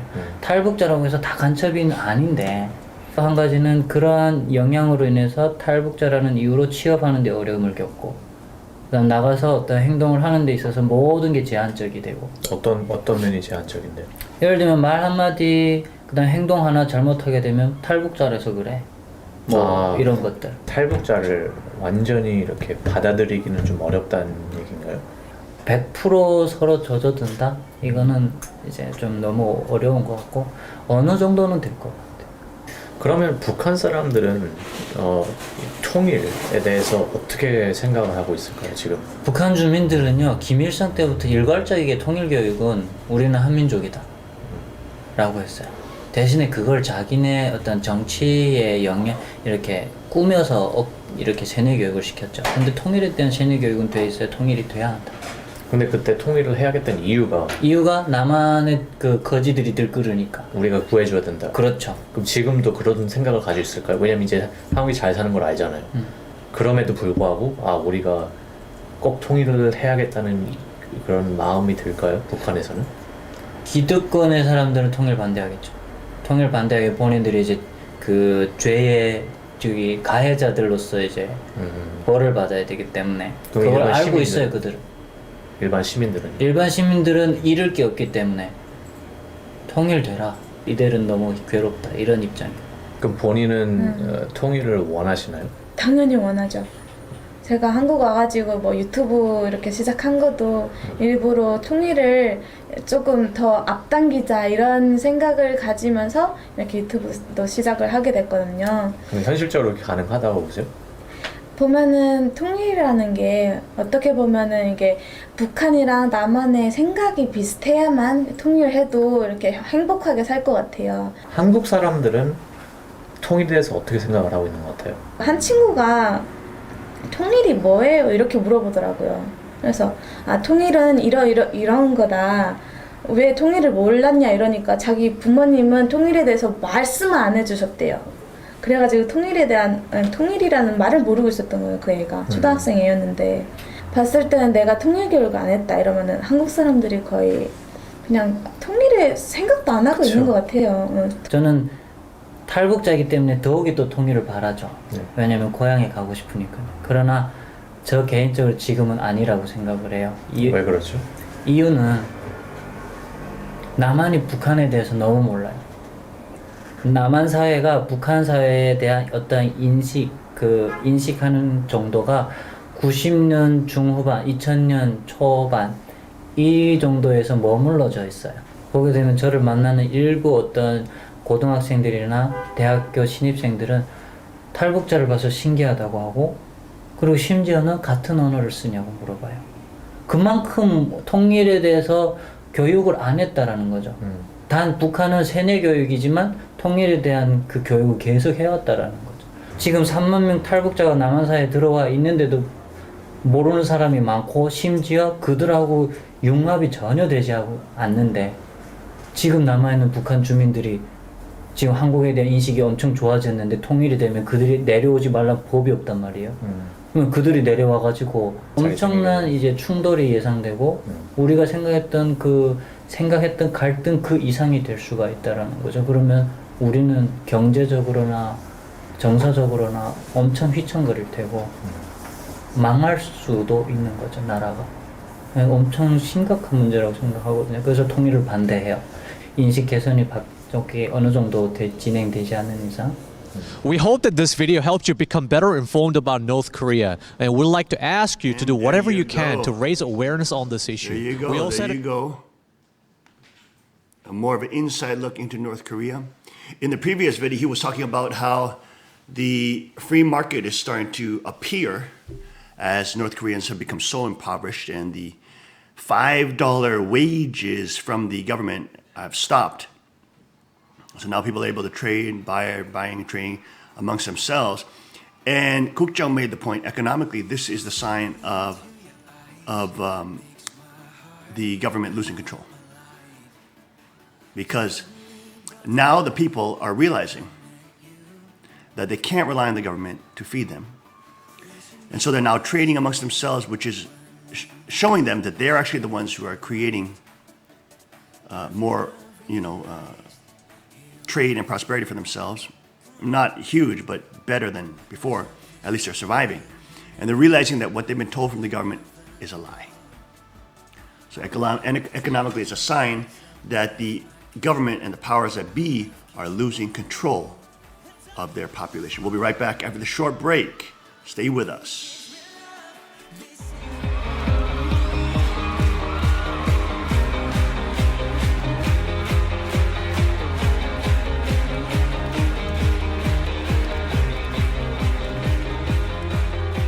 At break of day, in hope we rise, we speak your name.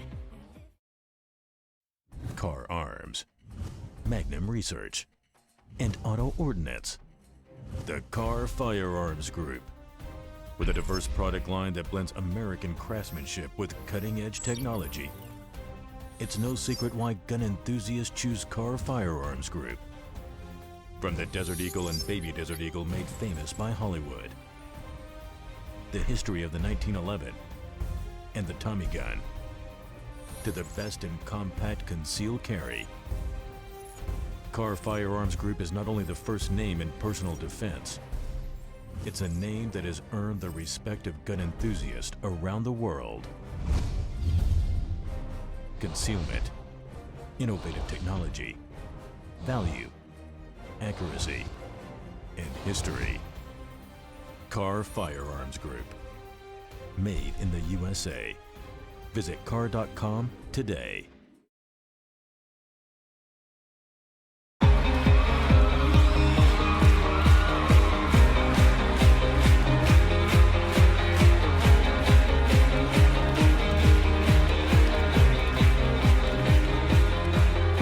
At break of day, in hope we rise, we speak your name. And we are back. Welcome back to the King's Report, Tuesday, April 25th, 2017. I'm your host, Hyung Sean Moon, the second king of Cheongguk. And looking through the Fox News website today on health, look at this. Got acne, a vaccine may be on the horizon for acne. One of the 57 recommended vaccines for you to take now. There's like 57 or 50 some odd vaccines that they recommend you to take.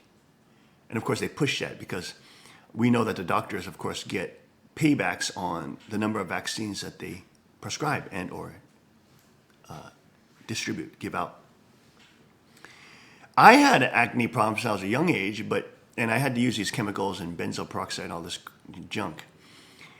Until I started taking iodine, natural iodine crystals.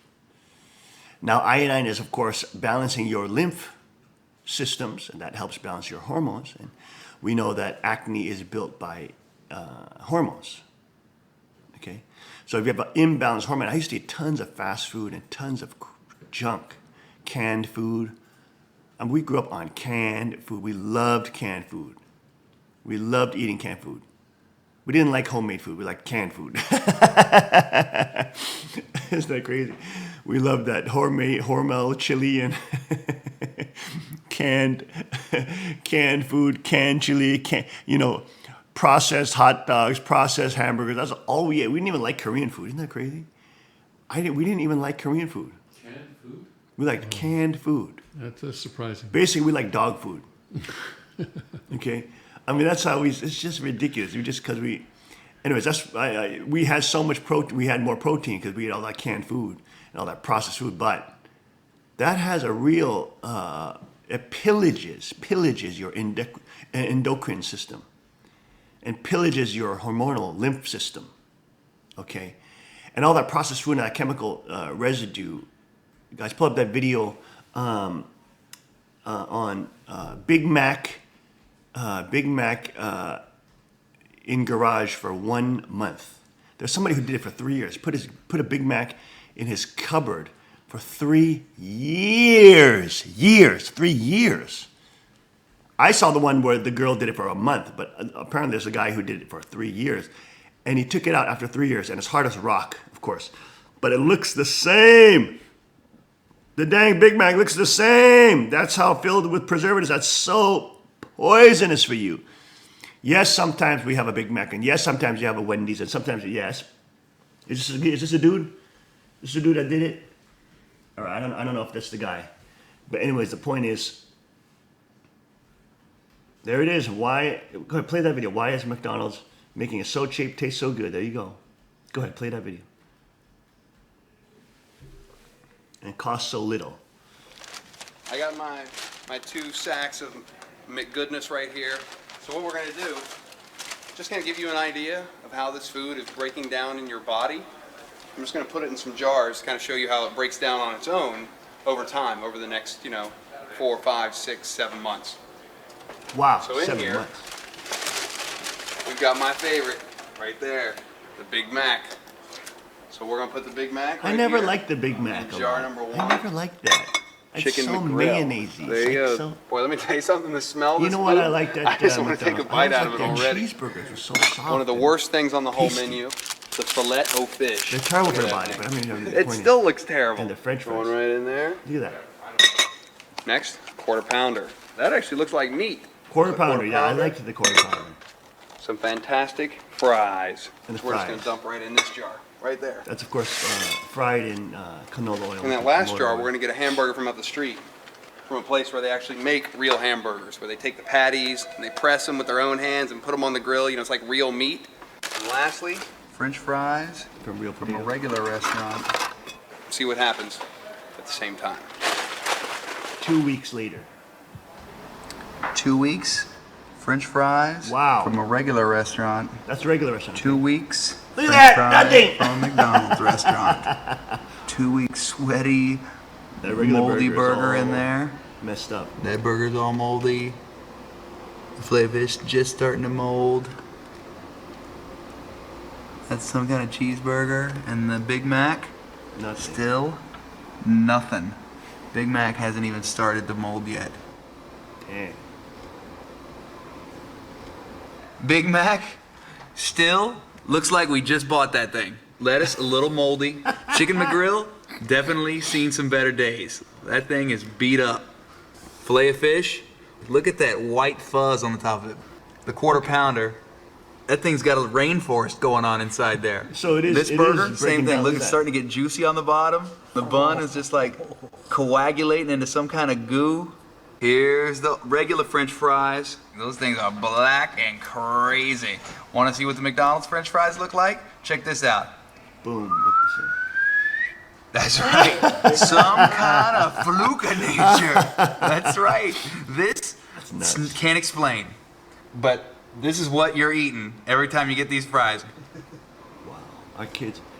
Children, make sure you're watching this portion of the King's Report. You see that? 5 weeks Ooh, later. That's the Big Mac. That looks good, doesn't it? Look at this. So he put it in chicken jars, so grill it's looks capturing the fantastic. moisture. Oh, that's I saw so one girl, yummy. she put it in her Look garage. at the fillet of fish. In an open air. That's This guy's very putting it in jars, impressive. but because of the moisture, Quarter it's kind pounder, of, letting the bacteria grow. really coming to There's the one end in the of the garage road. where Are there's you ready no for the French difference fries? after 1 month. You ready? No difference. Zero. That's right. Look at that. Those folks. fries. Why are these not breaking 5 down? weeks. That's a really That's like good 40 question. days plus. And you have to ask yourself, wow, about. what's that doing in my stomach then?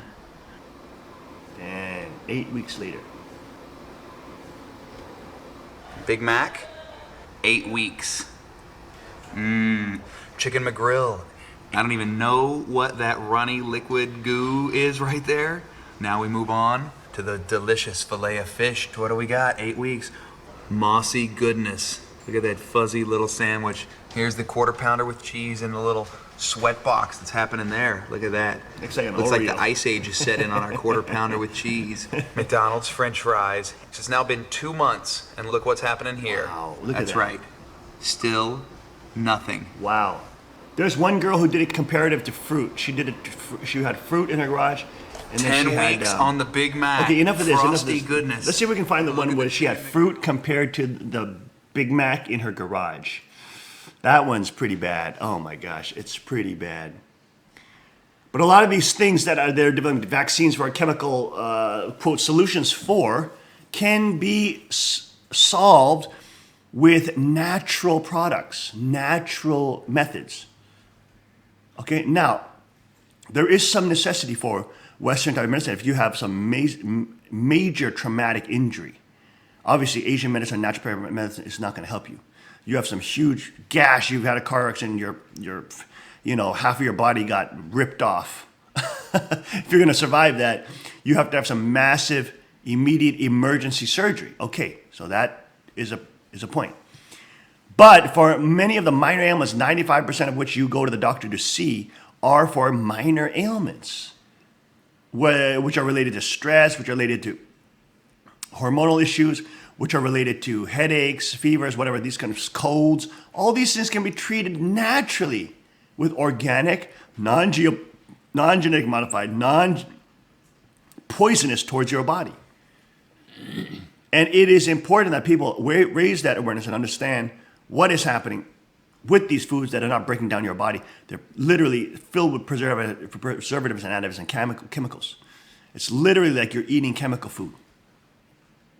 Totally toxic to your body, totally poisonous to your body. Is this the one? Is this the one where she did it for McDonald's 4-year-old cheeseburger video? Oh my gosh, 4-year-old cheeseburger? Go ahead, play that. Go ahead, show that video. 4-year-old video. It's sitting there coagulating into a mush of hell of chemical soup that's eating away at your body. Do you understand? This is, and look. Yeah, wait for a second. Yes, McDonald's did this. There's a doctor who did a, let's look up the truth about trans fats. The truth about trans fats. Dr. Milford, and it was Dr. M, out in the West Coast, did a whole expose on the truth about saturated fat. The truth about saturated fat. Truth about saturated fat.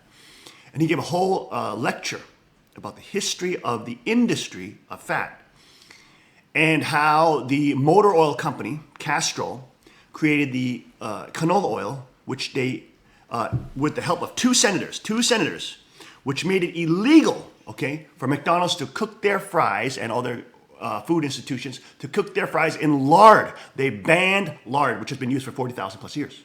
If you're a hunter, you use lard. I mean, if you hunter, you use all the fat of the animal, okay? So it's a natural byproduct, and they create a huge propaganda campaign saying that lard and butter was bad, even though lard and butter have been used butter for 6,000 years, lard and animal fat for 40,000 plus years. What we know from archaeological records, okay? And with the help of 2 senators, he was able to pass this law where his oil, surprise, surprise, there it is, the collusion with government, that company's oil got the contract. And then they were the ones that everybody had to use. No, it's not her. It's not her. It's saturated fat. The truth about saturated fat. Oh, okay. There's a doctor who did it. He's one of the top heart surgeons in the United States. Dr. Can't remember, Milton. Let's look. Just look up. Is saturated fat bad for your body? Something like that. And there's so many videos after him that came up. The point is, you look at that research that he shows, and he has a presentation on it. He shows that it was the collusion with government, with 2 senators who allowed for Castrol, the major motor oil company who transformed their synthetic major oils into hydrogenated fats, hydrogenated oil. And that is what restaurants have to use because of this collusion with this conglomerate oil company. And that's the poison, one of the parts of the poison that you're drinking and eating. And they show a direct correlation with the rise in heart disease with the implementation of this law. Direct correlation. America did not have high heart disease, high cardiac arrest, high heart attacks prior to this law. But as they pushed the law of using Castrol synthetic hydrogenized oils where you hit the molecules with Dr. Mercola? No, not Dr. Mercola. Not Dr. Mercola. Dr. Mercola is great. I mean, he has a great alternative website, but it's another doctor. Dr. Milton, is that Dr. Milton? Yes, Dr. Milton. Milton Mills. That's him. That's it. That's him. Dr. Milton Mills. That's him right there. That's it right there. And he gives a breakdown of what happened. And basically, once you ingest those trans fats and saturated oils, they do not break down. And they cause poison, toxicity to your body. Because if something doesn't break down your body, it starts turning to poison. Okay, the natural process of breaking it down and eliminating the waste is a natural detox system in your body, which is there to pull out the toxic elements. Okay, but butter, lard, which we've been using, human beings using for 40,000 plus years. Okay, this does not cause heart disease. What is this? Oh, is this an audio? Is this an audio thing? With a pinch of salt. Don't believe that garbage in Time magazine. That was some of the most misleading and deceptive science. That was the equivalent of... Okay, just look up Dr. Milton Mills. Just type in Dr. Milton Mills saturated fat lecture. There you go. Anyways, as our team is looking that up, the point is, folks, what the elite have always been interested in controlling food. Because if they control food, they can control the population's health. And if they can control the population's health, you are beholden to them. If people can control your health, if there's some evil person that can actually control your health with magic, for example, why wouldn't he do it? He'd do it to control you. So these people who push these things onto the public and push these regulations and rules which make the public more sick, they know they're not only trying to make a buck. The meta picture, the larger picture for population controllers or the larger picture for social engineers is to control the population. We know that, for example, Hitler in the forced labor camps, Hitler put fluoride in the water, weakening his dissident population, weakening his people in the in the labor camps, because fluoride calcifies your pineal gland in your brain. You know that? It weakens you. It inhibits your mental function. It inhibits your ability to have spiritual experiences. It calcifies you. So putting these very dangerous substances and chemicals are a historical tool for tyrants to use to control population. So it's no surprise that they would pass regulation that support unhealthy use of chemicals into food, and they would support that not to only make money. Those two senators make tons of money. Yes, that's true. But there's a larger picture of having that happen to the public and not having the public be healthy, because government has huge contracts with huge major health insurance companies like Obamacare, which Obamacare does, facilitates. And so by having you sick more often, having you weak more often, having you not able to function more often makes you less of a threat to a demonic, vampiric, political Satanist elite. Do we have that? Did you find that video? Okay, we're still looking for that video. We're going to take a short break. We'll be right back after this short break. Stay with us on the exciting King's Report.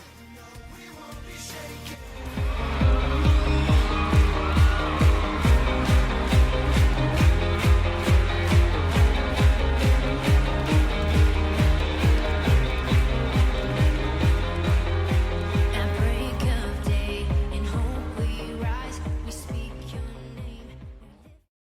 Girls will be queens, wrapped in your majesty. When we love,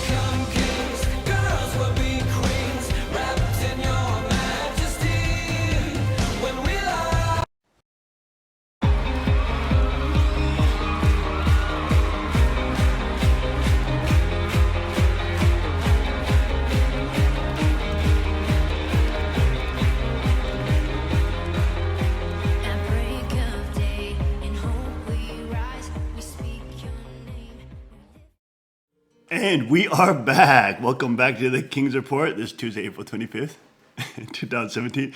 Come on, Fashion Police. Let's see what you got. Try and come and take it. You'll be greeted with my AR-15. Come on, Fashion Police. Tim said the Fashion Police are ready to take me away with my camo suit and my pink tie. Come on, Fashion Police! Let's see what you got. All right, enough of that. Enough of that.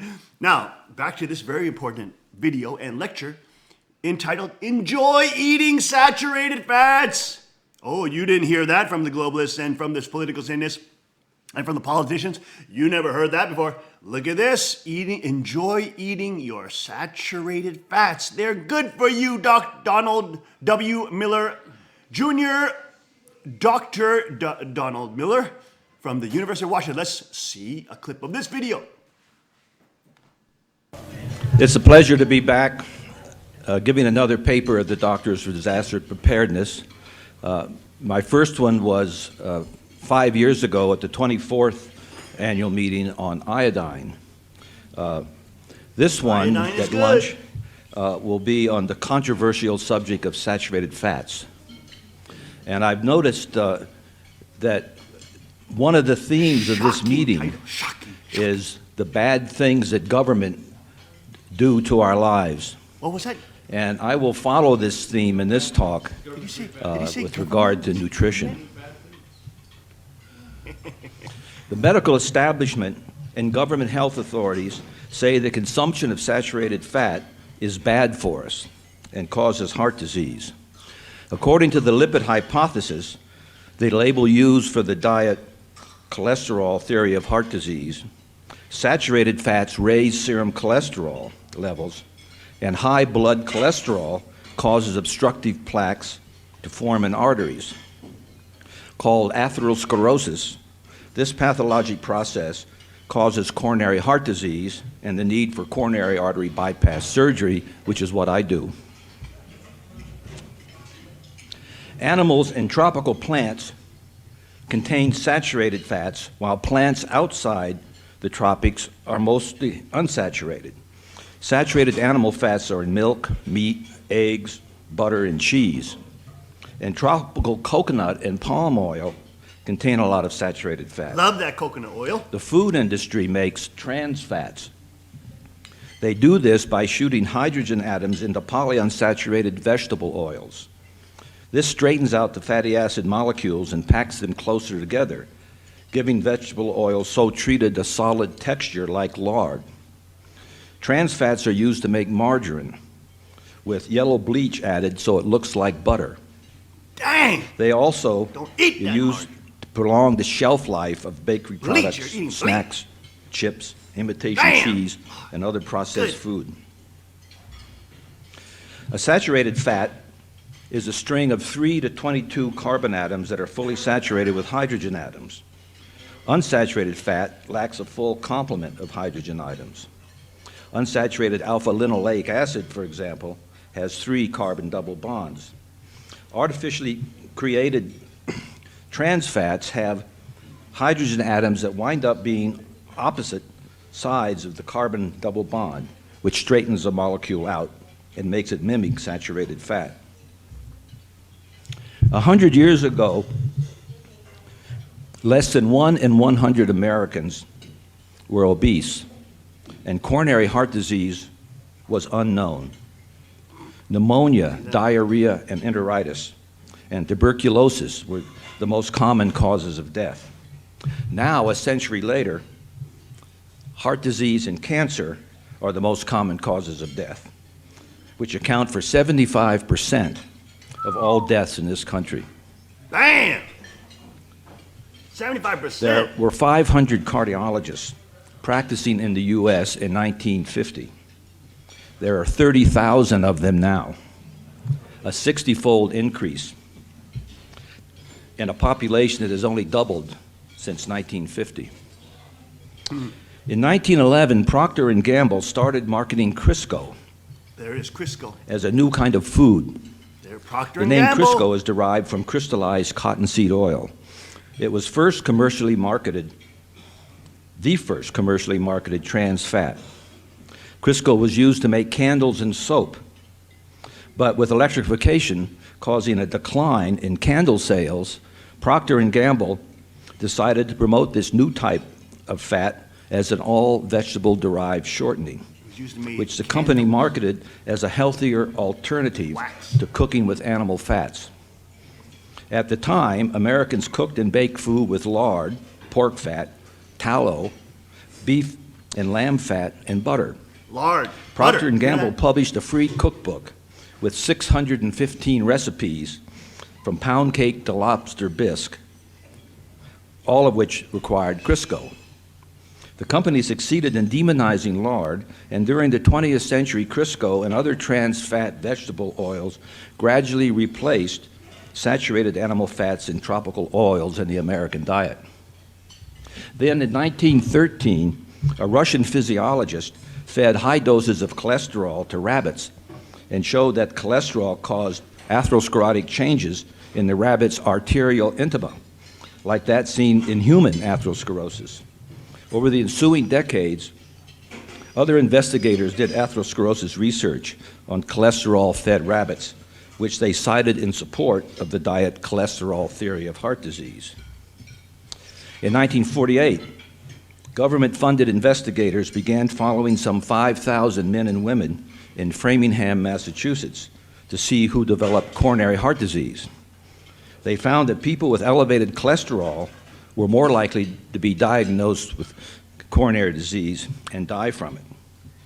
6 years later, the American Heart Association began promoting what it called the prudent diet, where corn oil, margarine, chicken, and cold cereal replaced butter, lard, beef, and eggs. Ansel Keys, the father of K-rations for the military, published a study in 1953 that correlated deaths from heart disease with the percentage of calories from fat in the diet. He found that fat consumption was associated with an increased rate of death from heart disease in the 6 countries that he studied.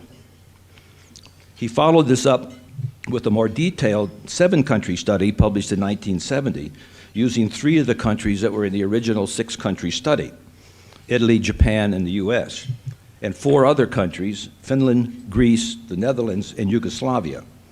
This study further cemented the association of fat consumption and death from heart disease, which led to the McGovern Report. The U.S. Senate Select Committee on Nutrition and Human Needs, chaired by Senator George McGovern, released in 1977 its dietary goals for the United States, designed to reduce fat intake and avoid cholesterol-rich foods. These dietary goals became official government policy. Government policy. Next, in 1984, the Center for Science.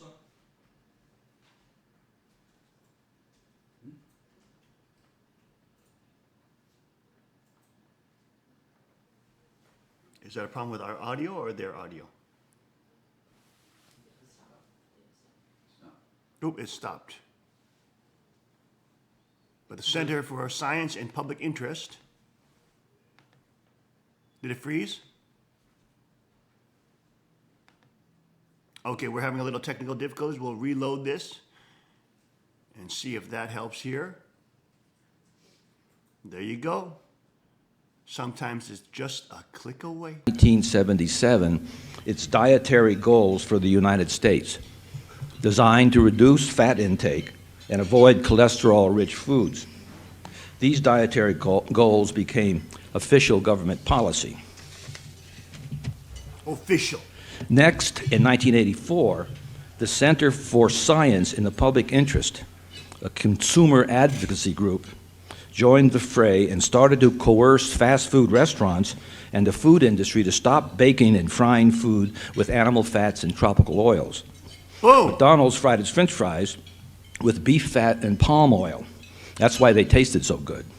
Whoa. But the Center for Science in the Public Interest, well-orchestrated saturated fat attack, coerced McDonald's and other fast food chains to switch to partially hydrogenated trans fat vegetable oil.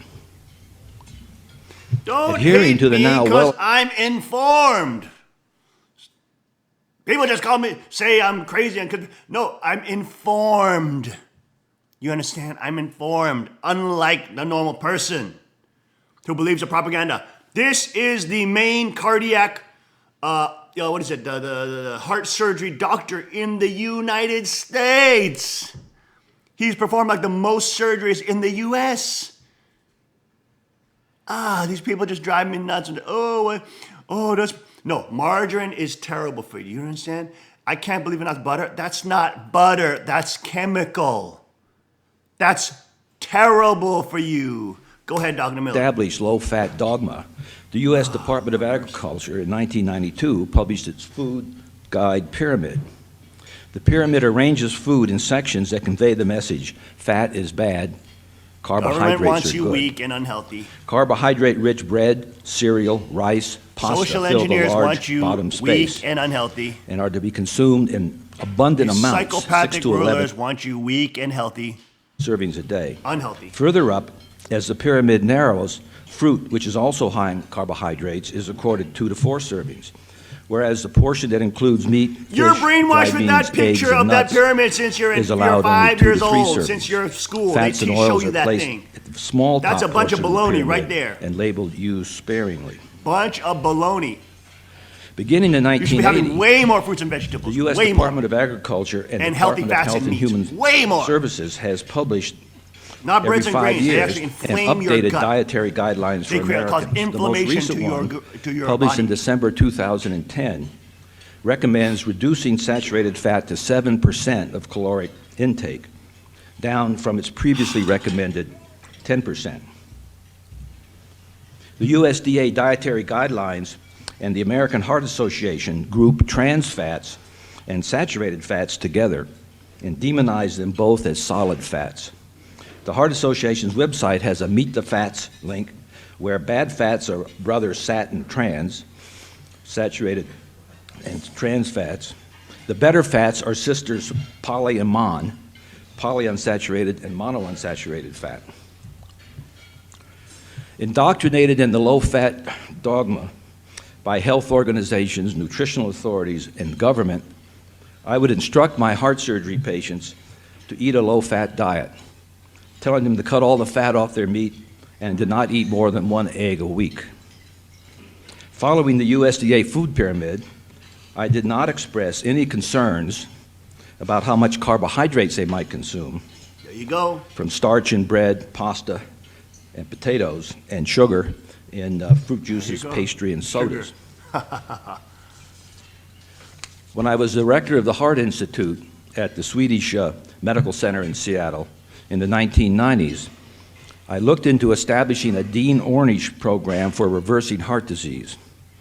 The Ornish program limits fat intake to less than 10% of calories in the diet, with, as one study shows, only 1% being saturated fat. I had a cardiologist at Swedish accompany me to New York to visit the leading Dean Ornish program there. And we came back and recommended that Swedish establish one in Seattle. I was wrong. Several years later, after leaving Swedish and rejoining the faculty of the University of Washington, I came upon an article by Dr. Mary Enig and Sally Fallon titled "The Oiling of America," that was published in the magazine Nexus in 1999. Here we go. Watch this. Watch. It stimulated me to look more carefully into this subject. Oscar Wilde said, "Life imitates art." He pointed out that life imitates art far more than art imitates life. In his film Sleeper, Woody Allen plays Miles Monroe, part owner of the Happy Carrot health food restaurant in Greenwich Village. He was cryogenically frozen in 1973 after a botched peptic ulcer operation done at the now closed St. Vincent Hospital. 200 years later, scientists wake him up and revive him. This shows Miles outside being taken out for a walk. The two scientists looking at him have this exchange. Well, he's fully recovered, except for a few minor kinks. Has he asked for anything special? Yes, this morning for breakfast, he requested something called wheat germ, organic honey, and tiger's milk. Oh, yes, those are the charmed substances that some years ago were felt to contain life-preserving properties. You mean there was no deep fat? No steak or cream pies or hot fudge? Those were thought to be unhealthy. Precisely the opposite of what we now know to be true. Incredible. The tiger's milk is said to be America's original carbohydrate-rich, protein-rich nutrition bar. It was popular in the 1970s, and you can still get it now on Amazon.com. As this cinematic work of art predicts, in 2173, deep fat, steak, cream pies, and hot fudge will have replaced wheat germ, organic honey, and tiger's milk as health foods. The title of this segment on YouTube is Woody Allen's 1973 film Sleeper may accurately portray healthy eating in the future. The plants do not contain any cholesterol, and animals are the only source of cholesterol, and herbivores do not eat animal products. Rabbits, being a herbivore, are not designed to digest animal fat and cholesterol. So when it is fed high doses of cholesterol, one should not be surprised if the cholesterol winds up getting stuck in any part of the poor rabbit, including his blood vessels. Feeding high doses of fat and cholesterol to omnivores, like rats and dogs, does not produce atherosclerotic lesions in them.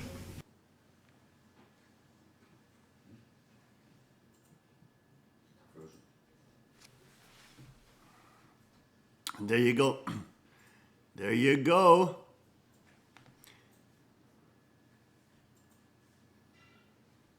Now I wanted to show that piece about how again the archangel comes in again with those two senators, which he'll get into, I think, very shortly.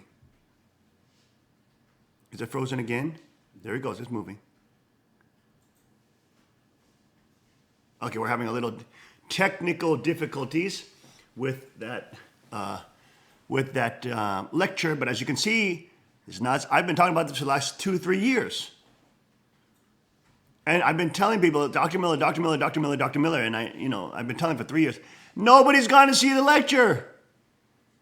But it shows you the history of fats. When it is fed high doses of cholesterol, one should not be surprised if the cholesterol winds up getting stuck in any part of the poor rabbit, including his blood vessels.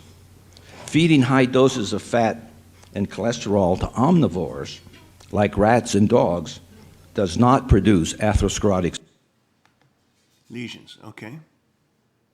He shows in this graph, for example, how these 6 other countries on the left side, and even more strikingly on the bottom right, he could have shown that increasing percent of calories from fat in the diet reduces the number of deaths from heart disease. If Keyes had included all 22 countries in his study, the result would have been a clutter of dots like this. In fact, it turns out that people who have the highest percentage of saturated fat in their diets have the lowest risk of heart disease. Boom! Did you see what Keyes did? So he fudged the data.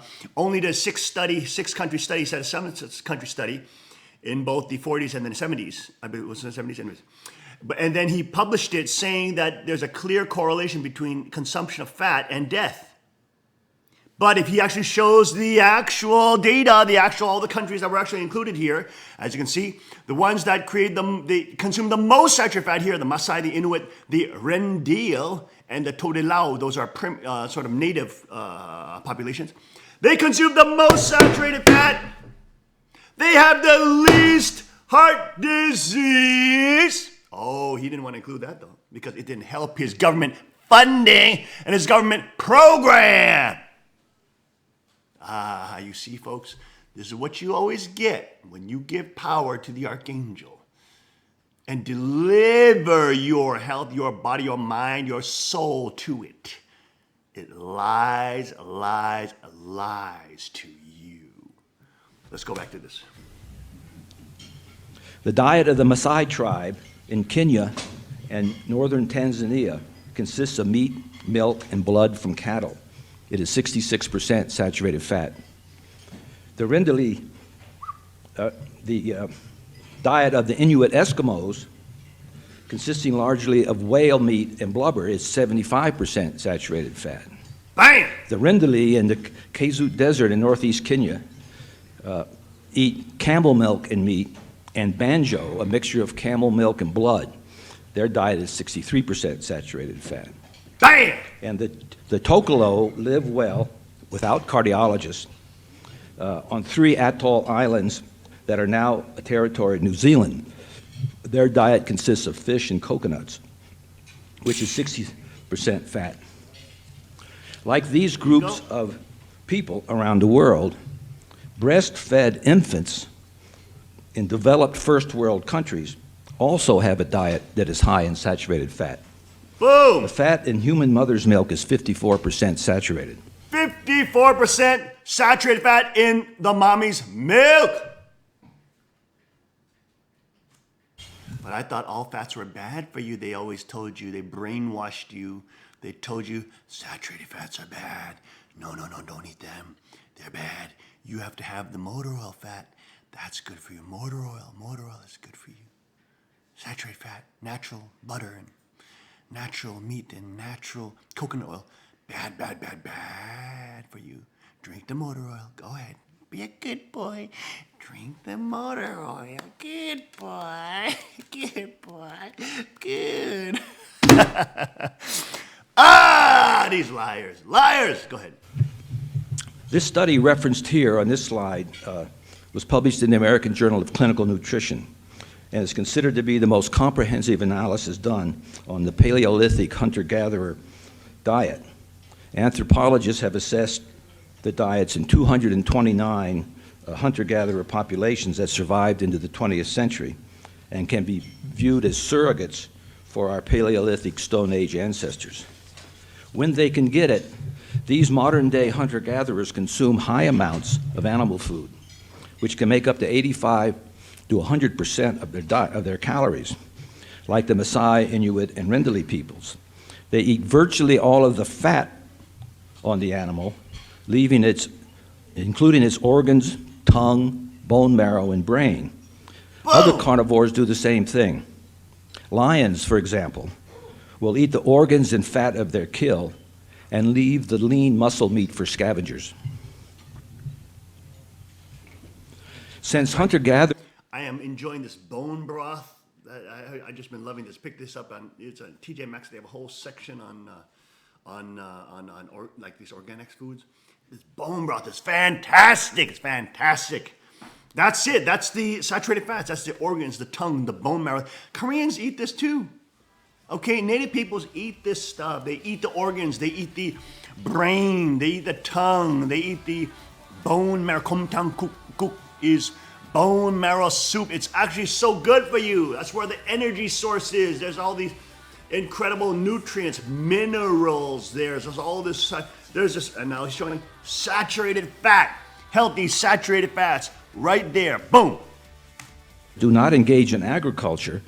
They have no corn, rice, wheat to eat. They obtain only a low amount of carbohydrates from wild plants, gathering seeds, nuts, roots, tubers, bulbs, and fruits from them. That's bushcraft right there.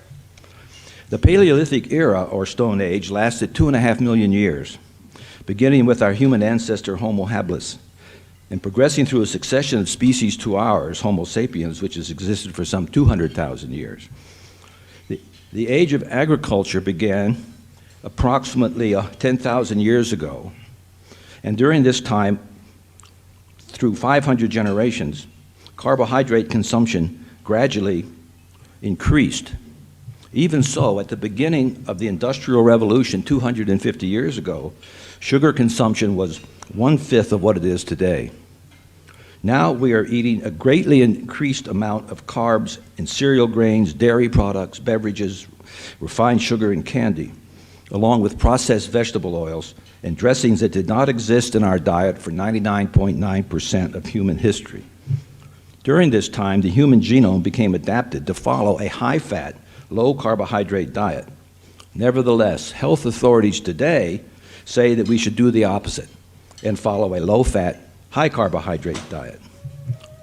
As calories, fat and carbs are interchangeable, protein less so.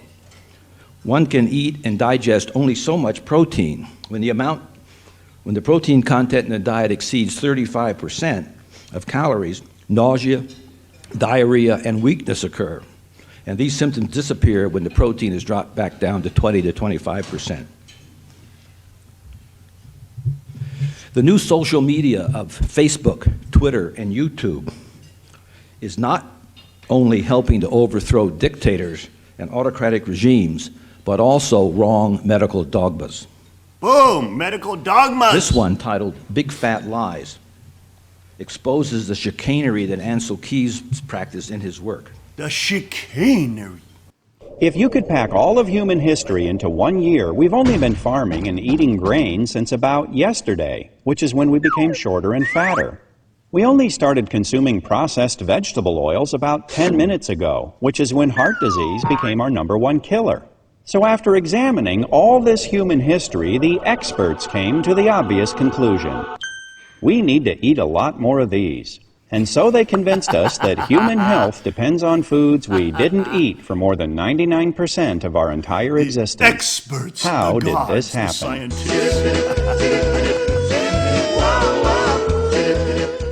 In the 1950s, a biochemist named Ancel Keys published a study that compared heart disease and fat consumption in a half-dozen countries.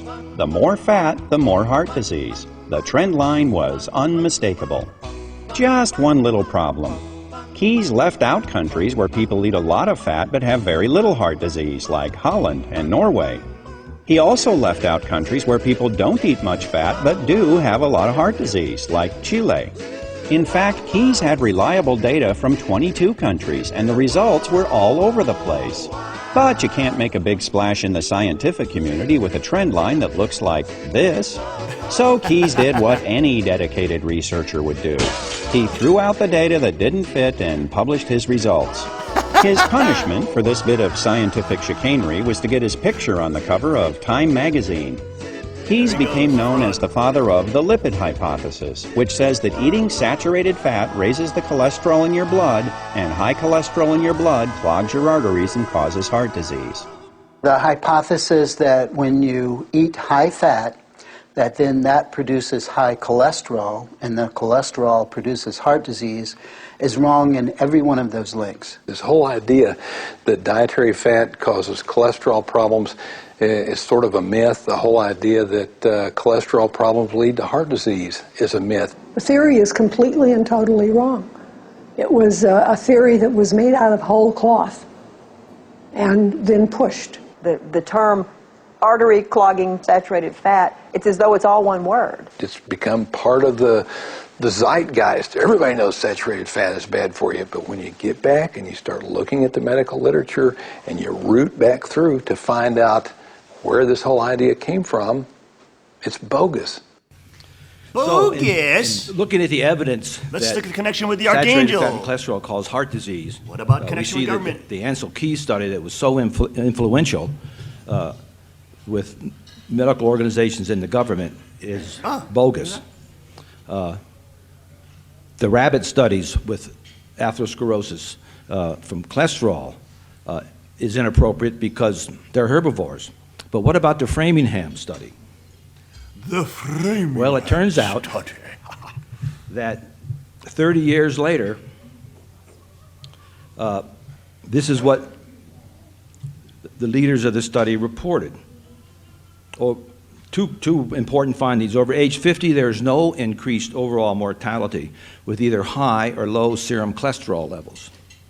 And in people with a falling cholesterol level, over the first 14 years of the study, for each 1% milligram per deciliter drop in cholesterol, there was 11% increase in all-cause mortality over the next 18 years. So that's a good study. And Dr. Castelli The third director of the study, in 1992 in the Archives of Internal Medicine, wrote, and I'll just read it, in Framingham, Massachusetts, the more saturated fat one ate, the more cholesterol one ate, the more calories one ate, the lower the person's serum cholesterol. We found that people who ate the most cholesterol, ate the most saturated fat, ate the most calories, weighed the least, and were the most physically active.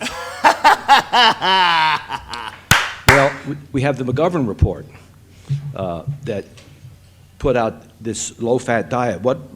What's the story on the McGovern Makes report? you weak, not active. You get. The committee's original report urged Americans to reduce their risk of heart attacks by reducing their intake of cholesterol down to the equivalent of about 1 egg a day. You know, there were eminent scientists 1 of egg the a time day? saying this is nonsense. how There weak they is are. I no have good 10 eggs a scientific day. evidence Maybe that not either 10 eggs. fat or cholesterol, you know, is at the root of heart disease. I said And I to the ate the yolks, professor too. that I was working with, you know, this is not right. Animal fat's not causing this. Now, this was Mary Innig again, and I just would like to note about her. She's the one who wrote the article that got me started on reevaluating all of this. She's a researcher at the University of Maryland, and in 1978, she was the lone whistleblower warning people about the dangers of trans fats. The medical establishment, government, and the food and drug industry belittled her findings and ignored them, that trans fats interfere with critical enzyme systems in the body, and suppressed her findings for 25 years. As evidence of their danger continued to grow, the FDA finally in 2003 announced that beginning in 2006, the food industry must display how much trans fat the product contains on its nutritional facts label. Having ignored the subject since its inception in 1980, the government's 2005 dietary guidelines for Americans at last warned them to restrict their consumption of trans fats. In 2006, New York became the first city in the nation to ban trans fats from restaurant food. I said to the professor that I was working with, you know, this is not right. Animal fat's not causing this, and this is not what the data says.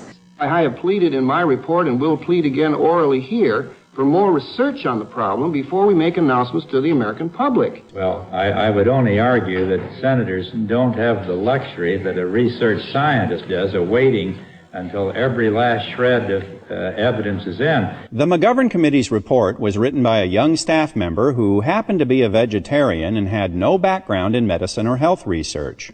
The committee recommended a low-fat, low-cholesterol diet for everyone and offered some ideas that could only spring from the mind of a politician. But Senator Schweiker of Pennsylvania... Because the politicians and the governing class love you.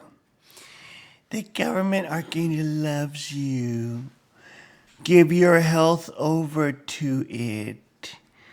It is official, by the way. It's said by the Food and Drug Administration. Ooh, did you hear that? It's official.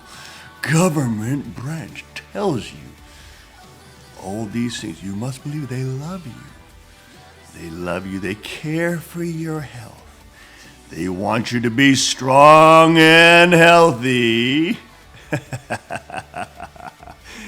Oh, if you believe those things, you are a bozo. We'll be right back after this short break.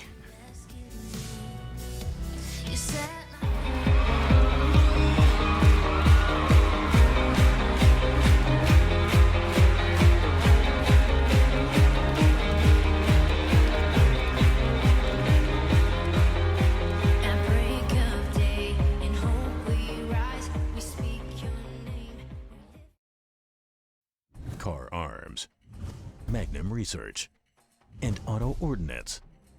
The Car Firearms Group, with a diverse product line that blends American craftsmanship with cutting-edge technology. It's no secret why gun enthusiasts choose Car Firearms Group. From the Desert Eagle and Baby Desert Eagle made famous by Hollywood, the history of the 1911 and the Tommy gun, to the best in compact concealed carry. Carr Firearms Group is not only the first name in personal defense, it's a name that has earned the respect of gun enthusiasts around the world. Concealment, innovative technology, value, accuracy, and history. Carr Firearms Group. Made in the USA. Visit carr.com today.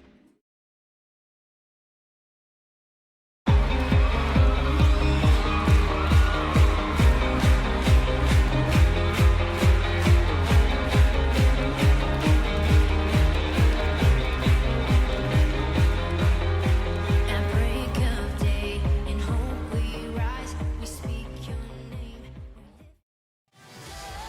She said she likes that daddy's outfit. Oh, we are back. Welcome back. Don't worry, I knew we were back, okay? We're just talking to Queen as if she likes my beautiful, cute outfit today. Now, getting back to that, Greg made a wonderful point here. He said the meat quality is different. If you're buying factory-raised meats, you are eating meats with loaded chemical hormones, okay? Which have a huge poisonous effect on your whole adrenal system, it breaks down your liver, everything, okay? The chemicals in that unnatural meat, okay, that's factory farm meat, is deadly. Very, very dangerous, okay? We know that with the hormones, the pesticides, the chemicals, all the stuff in the grain, etc. So if you're eating food that you hunt, if you hunted natural animals that are living in the wild, that's of course the best. That's the best. That's why I'm getting into hunting. It's not. I was never a huge hunter, but now I'm interested in hunting because of the incredible food source and the healthy, wild-crafted meat, and of course saturated fats. There, you don't want to throw away those fats, those healthy fats in those animals. Woo, man, that's some good stuff right there. And then of course the organically farmed animals. I sometimes eat 10 eggs a day, right? Sometimes. Okay, she can't hear me. She's got the earphones on. But I will eat 10 eggs a day sometimes. But I'll make sure those eggs are from the healthy chickens, the non-factory farm chickens, and eat the yolk too. That yolk, that cholesterol, fat-filled yolk. They tell you throw away. That's the nutrient factor. Let's go back. We don't have too much time. Let's go back to this quickly. That instead of discrediting the committee's report, the eggmen should be out developing hens that would lay low cholesterol eggs. Soon after the McGovern report was issued, the USDA got into the act. Carol Tucker Foreman, the assistant secretary at the time, believed in the low-fat diet theory and wanted to issue official government guidelines to tell everybody how to eat. To make sure she was on solid scientific ground, she consulted with Philip Handler, the head of the National Academy of Sciences. Just one little problem. Handler told her the McGovern Committee's report was nonsense. So she did what any dedicated government official would do. She ignored him, shopped around for a scientist who agreed with her, then issued the guidelines. Thanks to a handful of politicians with no background in science, the heart-healthy benefits of a low-fat diet became official government policy. And real scientists got the message loud and clear. Tell us what we already believe, or you can say goodbye to your lucrative government funding. And there you go. Okay, that is showing, of course, the nature of the archangel. The nature of centralized power. They will lie to you. If they tell you one thing, you want to do the opposite. You lie. Caught again. Lying. The point is, you can go see this incredible lecture by Dr. Miller. Enjoy eating saturated fats. Of course, they should be good, healthy. Wild saturated fats are the best, or organic farm saturated fats is better. And of course, saturated fats like coconut oil, etc. I use coconut oil in my bushcraft kit. In my bushcraft kit, I have coconut oil for my sunscreen. It becomes my sunscreen. I have a shaved head. Okay, I'm not bald by nature. I'm bald by choice. Because bald is sexy. Bald is beautiful, they say. Okay, and then I got the coconut oil for my bald head, for the head, for protection, ears. That's sunscreen. Skin, that's sunscreen. It's also for when your skin is dry. Okay? You put that coconut oil, boom! You have now moisture. You have a moisturizer in the coconut oil. Not only that, when you're ready to, in your bushcraft kit, you're ready to fry up some meat that you caught or whatever, then you use that coconut as the meat, as the oil. So it becomes your cooking oil, it becomes a food source, it becomes a calorie source, it becomes sunscreen, it becomes moisturizer, skin chafing and skin care, health. Hygiene is very important in bushcraft. People don't understand that. You're outside in the wild for multiple days. Hygiene is very, very important. Taking care of your body is super important. Okay? So if you want more information on this, look at this incredible video and lecture by Dr. Miller, Enjoying Eating Saturated Fats. Should be a classic. David Wood has also come up with a new video on Linda Sarsour, lying about female genital mutilation in Islam again. This is the woman who is the Muslim apologist, Sharia law supporter, who was helping organize the women's marches in Washington. Also another headline news. Washington, D.C. to hold massive coordinated terror attack drill this Wednesday. April 26th is shaping up to be a busy day.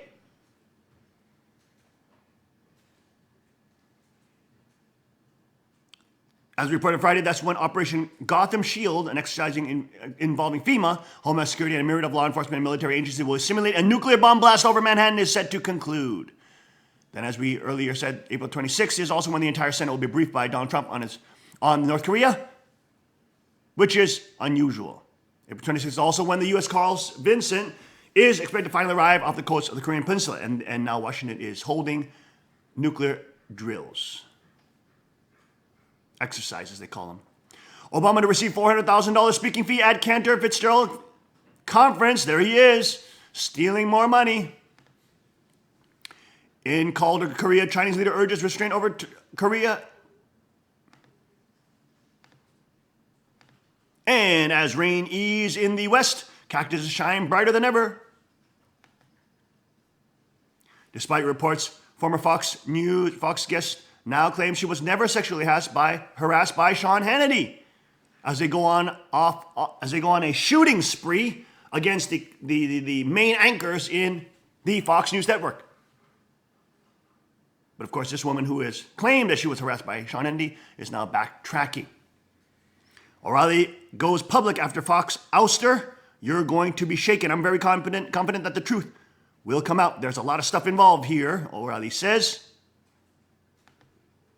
And White House confident on averting shutdown as Trump shows flexibility on the wall. This is an important week, important time, folks.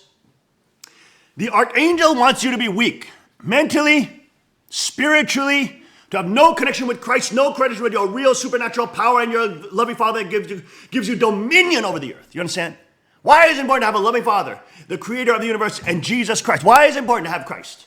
Because the Father sent the Son as his body to the earth.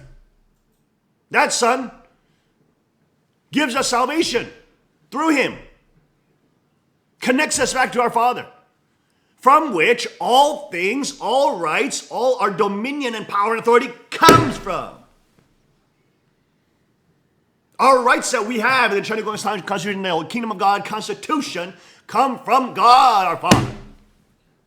And those rights are natural rights that are given to every child that is born. Natural rights not made by election boards and or unelected boards or EU or UN boards or conglomerate boards, Bilderberg group boards or Davos group boards. These human rights are made by God, given to us by God. To be fruitful, multiply, and have dominion over creation. We are the owners. We are the sovereign owners of this world. The controllers want to tell you, the archangels want to tell you that you are a slave. They don't say that to you, but they effectively make you a slave, disarm you, take away your private property rights, take away all your rights to real sovereignty, and tax you out the wazoo with every single little extra tax that is included. You are made into what we conventionally know, historically know as a slave. You have all the accoutrements of a slave. You're disarmed. You cannot own your own land because you're taxed on it, which means you don't own it. which means you're renting off of it. You cannot have sovereignty. You cannot have territory. You cannot have the means to defend yourself. You cannot have rights because those rights can be changed by the UN Security Council and or the UN boards or the FISA courts, unelected courts which have no jury and they can rule on cases about you. Total demonic archangelic power. This is not the world of the kingdom of heaven. This is the world of Satan's control, and Satan uses real actors and real peoples and real systems to keep the world under his dominion. In the end, folks, it's about dominion, it's about authority. And we saw in our scripture today, Jesus sent them out. What? And gave them power and authority over the demonic realm, over the spirit realm, over the unclean spirits. Every day on the King's Report, even though it seems as if we are just reporting on politics and the news of the day, we are fighting against the demonic realm with authority and power. And there is a spiritual world that is connected to all of this, in which we are casting out demons. Every day, people who watch the King's Report are waking up to how demonically controlled all the things are, from food to media to the schools to chemicals, doctors to medical institutions, etc. All those controlled, in the end, colluding, centralized into the archangelic power, the real Satanists of the world, the real Satanists who lead that. There's no surprise why the civilizations they create, the systems they create, lead to actual Satanism and the goals of actual Satanism on the earth. But through politics, and that's why we call it political Satanism. Folks, we must be awake. We must be alive. We must stand in power and authority in the name of Jesus. We must stand powerful and strong with the Lord's second advent and his kingship. We must rise up as the kingdom of God and the citizens of God, and to take our place, to take our birthright. Do not let Satan guilt shame us into having a birthright and having an inheritance. That inheritance is given us to our Father God. Don't let the devil shame you, make you feel selfish for inheriting your inheritance. That's given to you by God, you bum.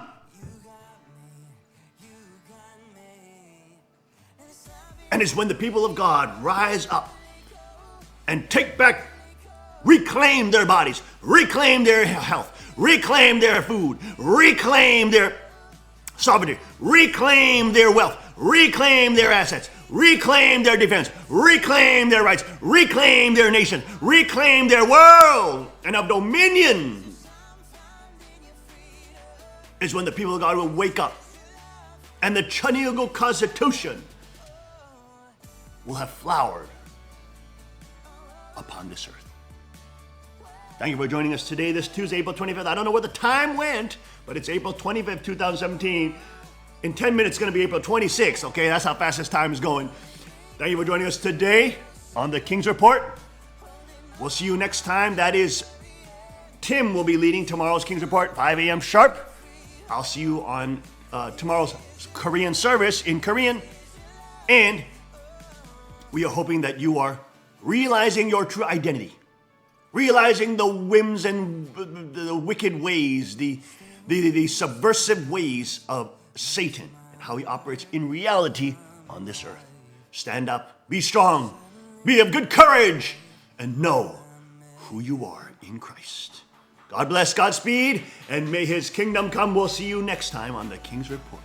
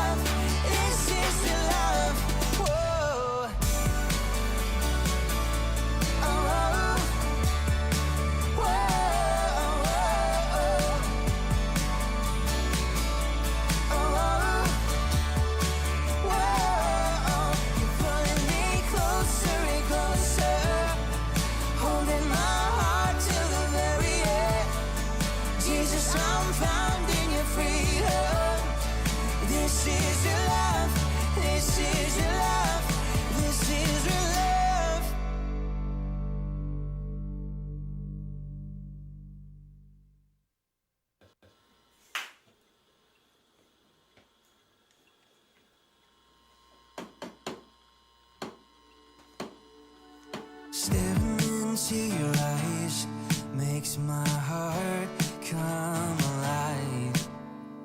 Suddenly brought to life when I met you. Reaching beyond the sky.